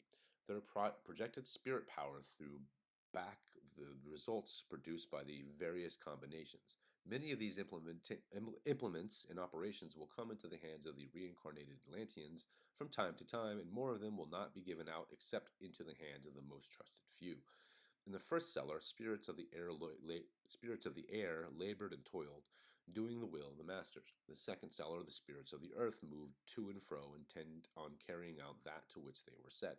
The third cellar, elementals whose form but thinly clothed the fierce blazing fires within, solved the varying problems of metallurgy. In the fourth cellar, the lowest of all, the spirits of the great watery deep fashion whatever man needs and lays hold upon from their realm, either for use or adornment. Vast tunnels led into the interior of the mountains and the continent from each of these cellars. The spirits of the air, by a spiral course, ascended to the highest points of the mountains, and here communicated with their fellows in the outer worlds, receiving supplies. The tunnel and receiving supplies. The tunnel from the cellar of the earth spirits opened into an inaccessible part of the mountain on a little plateau, which was constantly guarded by an impenetrable veil of fog. The tunnel of the fire spirits led under the continent diagonally down into the volcanic fires of the earth. The tunnel of the water spirits communicated directly with the seas by the shortest feasible route. In the center of the mountain was a cave-like room which was the treasury of the temple. This storehouse communicated with all four of the tunnels and by a secret entrance with the temple itself. It was not only the treasury of the temple, but the nation as well. He who knew the secret of the treasury would stand in the rear of the moldy holy place. Maybe that's where holy moly comes from. The moldy holy place at the hour of high noon in a certain day of the year, and watch until, by a peculiar arrangement of the polished marbles, a single ray of sunlight thrown from the chambers above would be reflected upon the wall at the back. This could only be seen when the observer was in a particular position, and then but for a period of 3 minutes. Having perceived this, he would turn 1/4 to the right and move 7 steps in a straight line. Then turning to his original position, he took 5 steps more. Then turning 1/4 to the left, 3 steps brought him to an apparently blank wall, highly ornamented. Sorry. But to who had the key, a slight pressure on a jewel of immense value, apparently placed there for ornamentation, opened a huge door of rock, weighing tons, but so balanced that it moved easily without noise and was screened. Okay, blank page. Chapter 17. It was a sight that met his gaze, which an avarice-tainted soul would never be allowed to contemplate. Great heaps of gold, silver, and aluminum, the method used by us for obtaining which was the result of condensed electrical power, acting through surcharge magnets of the finest steel. In the times to come, the forces of induction will, for a time, be very little understood, but the day will come when they will have the very best methods of extracting aluminum from the original clay as their secret. These stacked up heaps of the noble metals were in quantities sufficient to last for centuries, nor had their continuous production ceased, but every day added to the increasing store. Besides these were heaps upon heaps of priceless jewels, some of them still warm from the fires of the earth and water in which they were crystallized. Both the polished and the uncut glittered and shone here in the light, which was full and strong as in the passageway. Here the workers in the various cellars deposited the results of their labors. From here the civil rulers received whatever they needed upon sudden pressure in their traffic with all outside nations of the earth. But there were also in the city their own storehouses and treasuries of wealth. This was only that which belonged to the temple, and was the result of the laborers of the servants of the temple. In case of necessity, the civil rulers could draw upon the temple for reserves in any moment. No human eye hath seen, nor any tongue described the immensity of the wealth lying to this day. In that strong mountain treasury beneath the waves there is enough gold lying in it to destroy the value of gold now in use upon the earth. But when the day of its discovery shall come, it will belong to a nation who shall have so purified itself from avarice that there shall be no karmic weight transferred from this treasure to the shoulders of its finders. Upon the inner door that opens into this treasury rests a seal. Upon this seal is the following inscription, quote, "The potent will of the most mighty holds this treasure safely until the time of the restoration shall come. The angel of the waters has charge of it," unquote. It seems hardly necessary to say that the jewels and gold were all manufactured by the occupants of the cellars, and that it was the reflection out of the astral light on the vision of the clear-sighted that made so many early earnest believers in the transmutation of base metals into gold and jewels. Chapter 18. The manner of adjustment and convocation was after the following fashion. As already as has already been stated, the priesthood had charge of the education of the people. There were some better fitted for one thing than another, as even as the present day. But those who were especially gifted with understanding, who combined reverence with intense desire for knowledge of that which was unseen and hidden wherever found, were transferred to the temple service, and this was the first step in the separation of the wheat from the chaff.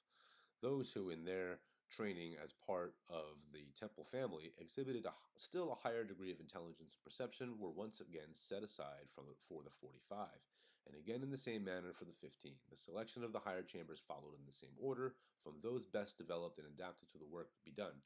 The training of the 45 was first submission to unseen guidance in a more intense degree than as ordinary scholars of the temple, when they had reached the point where, because they were asked, they took pains to think out along any line that ought or might be desired. Their power for broad, intense contemplation had increased until their meditations had become second nature.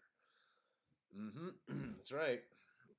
The more that you engage in meditation, and the more that you connect with that, the easier it is to get to fall into it. I could say that by experience. It does not take me much to hit that point, that silence that they constantly talk about in all these books. But I've been practicing for years and years and years, and it did not come overnight. So keep that in mind, guys. The next step was concentration. Notice the steps: submission, meditation, concentration. When the thought was well massed and the vibrations were uniform and persistent, then they were taught to project the concentrated thought which had been the essence of their meditations as absolute unity It, in capital letters, meditates as the divine ideation. It concentrates as the creative thought. It projects. So nearly as the earth dweller may follow this line of procedure, so nearly will he be able to lay hold of the unseen force and make it available for all good purposes. I.e., if you can connect into this and you can use that you connect to that good nature soul of yours, to the oneness, then the things that you manifest in your mind will happen in your life. That's what it's basically saying. Years of discipline in the 45 and still later in 15 made each member of the seven ready and expert in these labors. Exactly. The perfection was carried still farther in the five, where they practiced the attracting of the vibrations of unseen forces of any kind, whatever, into alignment with their own projection, thus controlling the powers of the great names. It was as if workmen taking a ball of soft metal from a crucible or furnace should whirl it rapidly in the air until it assumed a certain form, and then launched it forth to fulfill their will. But to the three, belonging the directing of all the force thus gathered, nor was there allowed to be any chance for mistake, not even a clashing thought in the minds of the three. It was always determined by the casting of lots who should control the outward moving of the vibrations at any convocation, and to the power of the one of the three, the other two added their potency. The regular convocations were under the full moon of each month, but the special convocations were under the will of the three.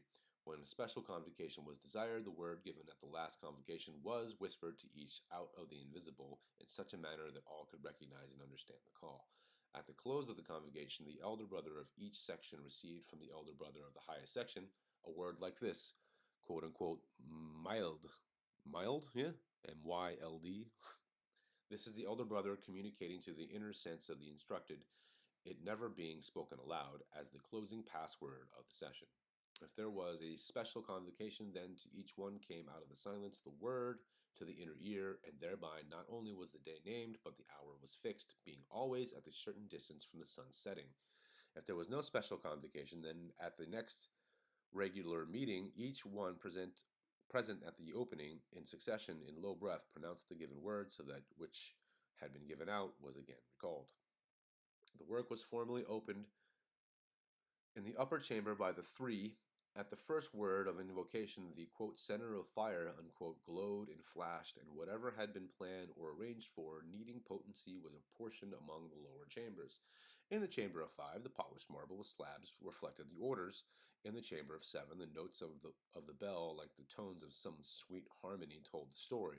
But to the trained inner ear of the elder brother, in the 15, as by inspiration, came that which was necessary to be done. There was no hesitation in compliance, no timidity in obedience, and no delay in action. The gathering force of the whole nation in charge of the 45 were the gathering force of the whole nation in charge of the 45 were sent forward to the 15, and there, as intensified, was passed on to the 7, where, bound together, solidified, shaped, and projected potency was again handed on to the 5, who harmonized the activity of the potent vibrations with the vibrations of the universe. Thus changed from the special to the universal, it was placed in the hands of the 3, who, uniting their force in the one, stood ready to hurl into space all the awfulness of power, this projection of the concentrated potency of a nation by which they could really expect to hold and keep everything they had seized upon. The matter of training cannot be understood from mere description. Only when students attempt of themselves to bring their mental conditions under subjugation can be understood how long it takes to accomplish the wonderful things done by our ancient brothers. Chapter 19. They who ruled Atlantis as the priesthood were successful in guiding the ship of state wisely and fortunately, so long as they considered the interests of the whole nation as one. As long as they put aside the sense of separateness. Again, this is the correlations between the stuff that they talk about in the Course of Miracles is crazy. As long as they put aside the sense of separateness, while they only sought for wisdom that the benefit growing out of it might be utilized in common by all the nation, who looked for light and guidance from them, all was well. As long as the 3, 5, and 7 within the 15 and 45 were separate and yet one, the only distinction being to see who could best work with the highest potency in the position where he was placed. Satisfied that the well and perfect doing and the acquiring of knowledge from experience would bring the reward that comes always to attainment. I have to take a little sip here. They looked to the perfect doing and not to the result, and out of this desire grew the concentration of potency in their hands, which made them the one nation of the earth exceeding all others in the unraveling of the hidden mysteries. But it was not a task of idle floating, but sometimes of fierce, desperate warfare in the domains of the invisible. As one point after another unfolded to their perception, those who held guard over the hidden truths, or those who wrought ignorantly or malevolently to confuse mortal understanding, used every effort to upset and, if it were possible, to cut off the keys of the universal principles. And it was many years, aye, centuries before they had compassed the fact that numbers harmoniously united and agreed upon a certain single point on spiritual lines were just as powerful as the combinations on the physical plane, with the difference that if spiritual conditions were once perfectly trained and harmonized, there could be no defection or nor sudden weakness, for weakness is in no sense a spiritual attribute. While an army or other masses of physical conditions might at any time be stampeded, while an army or other masses of physical conditions might at any time be stampeded. Therefore, in all the work, none were admitted to the separate and secret assemblies until the overcoming of the body and its desires were far advanced, thus leaving the spirit a clear field in which to operate. Another point, as soon as the occult ideas and thoughts were strongly developed, it served as a magnet for those who were in or on the same lines of thought, both from the incarnating spheres and also from the other points upon the earth, where lamps lighted from the Atlantean torch by its inspiring reflection had stimulated those who came within its reach to a higher and more vigorous search. Knowing of the Atlantis, they gravitated thither, and here they would have remained and shared with Atlantis the fate that overtook her, blotting out for a time on the earth all the knowledge that went before, and had not those who in the silence of the unseen watched and foreseen the cataclysm, but not its cause, worked to scatter abroad upon the earth enough to become the seed and salt of salvation for the generations that have followed. In all the movements of the earlier day, the segregation and massing unavoidably led to the pressing forward to the front upon the development along the new lines of someone who could become, under inspiration, a leader.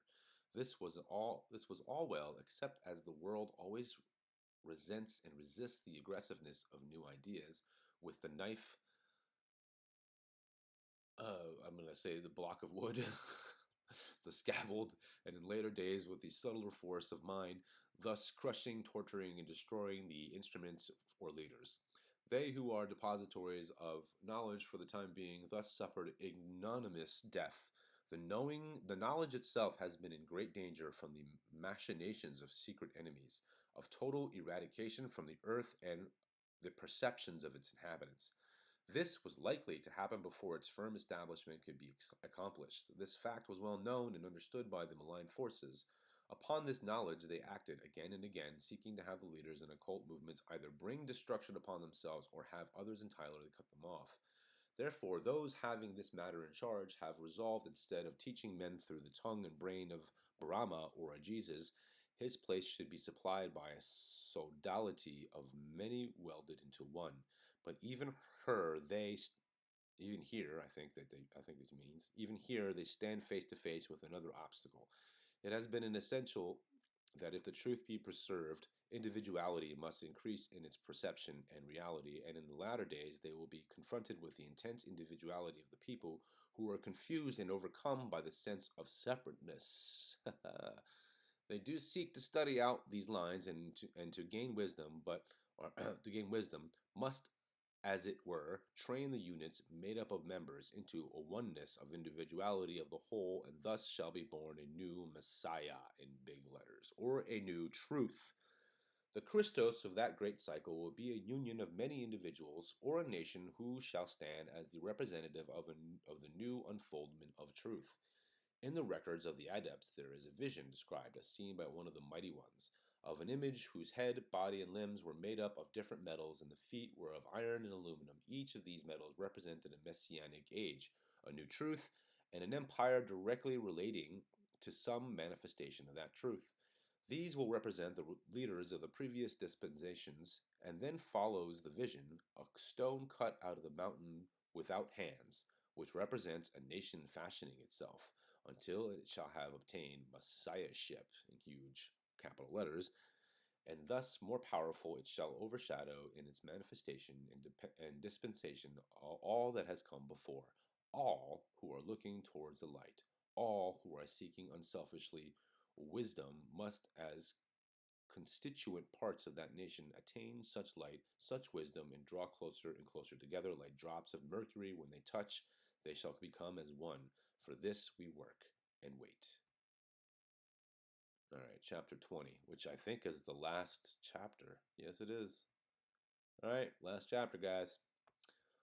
Among the archives of that time and country has come the knowledge of our present generation, the following prophecy, and it shall come to pass in those days in which the highest knowledge that has ever been given to the world shall be seized upon by the few, and if rightfully and truthfully held for the many, will bring to all those who shall come upon the earth wisdom, blessing, and growth.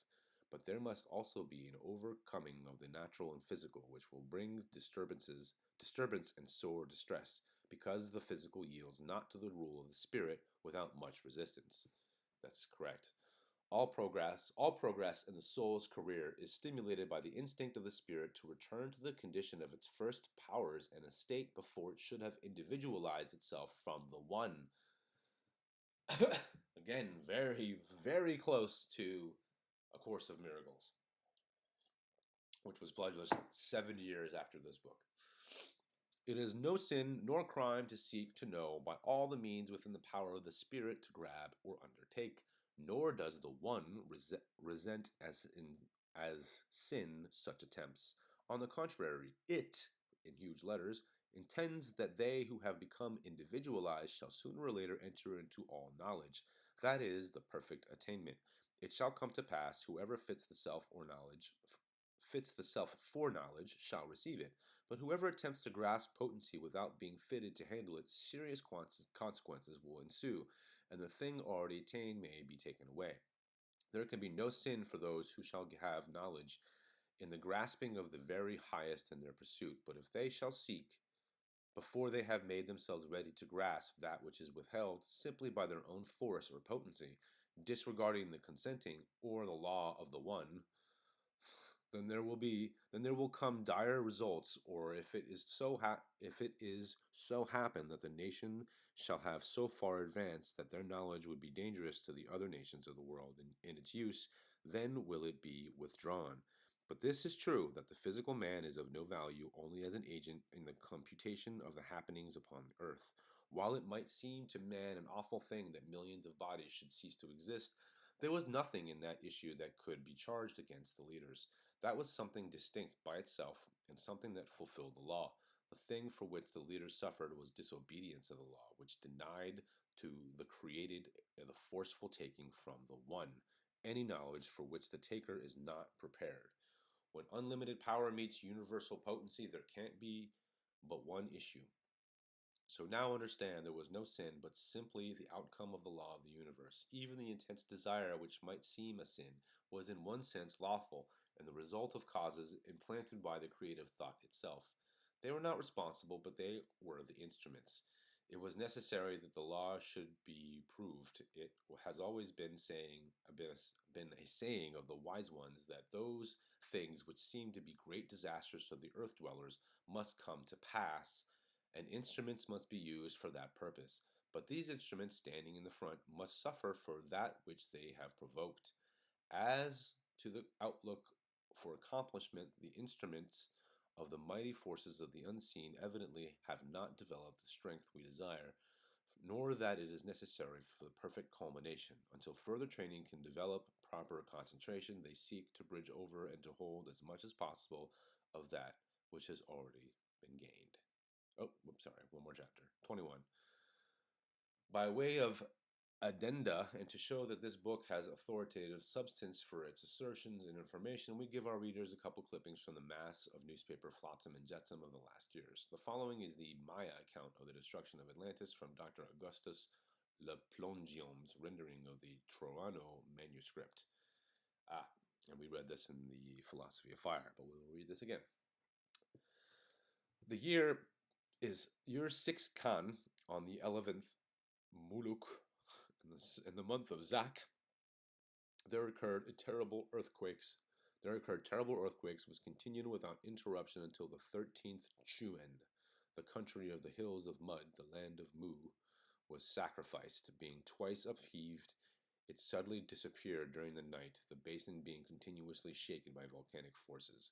Being confined, these caused the land to sink and rise several times and in various places. At last, the surface gave way, and the 10 countries were torn asunder and scattered into fragments, unable to withstand the force of the seismic convulsions. They sank with 64 million of inhabitants 8,000 years before the writing of this book. The other extract is from one of the buildings which reincarnated Atlanteans put up when they held sway in the land of the Nile centuries after the destruction of their own beloved country. Quote, some months ago, while workmen were engaged in an attempt to restore the partly fallen hypno-style hall of the great temple of Karnak in Egypt, 11 columns gave way and fell. This was some months ago. 13 columns had fallen in ancient times, and it was while preparations for this restorations were being made that the others fell, and 3 others were so shaken as to compel removal.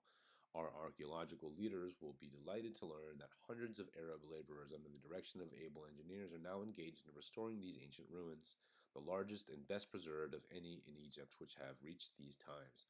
All of these 27 columns will be reconstructed and placed in their original position. The uppermost member of each column weighs 1,242 tons.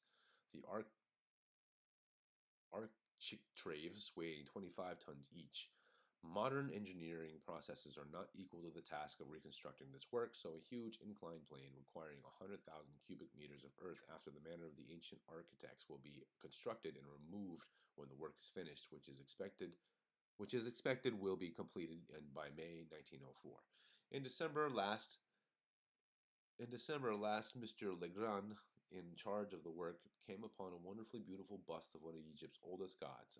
Other portions of the statue have subsequently come to light, and it is hoped the residue may be found and restored to its entirety, save possibly a small piece of to complete one of the legs. This statue, labeled Khonsu of Thebes, god of the day, will be placed in the reconstructed temple, and it is expected other treasures of ancient art will be unearthed in the farther removal of the debris of ages which has accumulated in these ruins. And this is the end of the book. And I I hate to say it, but Egypt is a terrible. It's terrible what they've done. They've closed the door of any kind of real investigative work in that country, and it's been closed for such a long time. And it's only given to their selected few who go along with the official chronology and the official story that they do give anybody, a chance to excavate something. And they're always finding new stuff, which I know. I'm positive. I'm positive that the quote unquote finding of new stuff is really like they already knew it was there. They totally knew it was there, and they've known this whole time. And they're just slowly doing it because they don't really want to really put out the truth. And I mean, why not slowly, excavate, quote unquote, miles and miles. I mean, the whole breadth of their country along the river Nile is just full of stuff that is buried in they're just slowly bringing it out, just kind of like the excavation of the Roman Forum, how it supposedly took 100 years, which I could see that if it was buried underneath a whole bunch of dirt. Like, yeah, it does take a while to excavate things, and real excavation takes time because you have to brush the dirt out of all these different things, which is what makes it clean. So, I don't know. I think this was a very, very weird book, very interesting to say the least. You know, hermetic for sure. But there you are, guys. And here we go. The our story of Atlantis. So believe it if you will. I don't know really what to think of it. Maybe I'll at some point look for these other books this guy wrote and see what the heck is in these. Hopefully they'll be not with some of the, kind of rough type of terminology that they sort of use there. So, you know what I mean? Like, the description of the Native Americans was a little rough for my taste. For my taste. But either way, there it is. Story of Atlantis finished. I hope you guys enjoyed this reading. I hope I didn't bother you too much with my own commentary, although I cannot help it. I just want to tell you that. So forgive me for that. Either way, thanks for joining me again today, and like the video if you appreciated the reading, and make sure to subscribe and hit the little bell button, and make sure you select all so you get all the new videos we post up. And if you think other people would enjoy listening to this book, then share it. Otherwise, much love to all of you.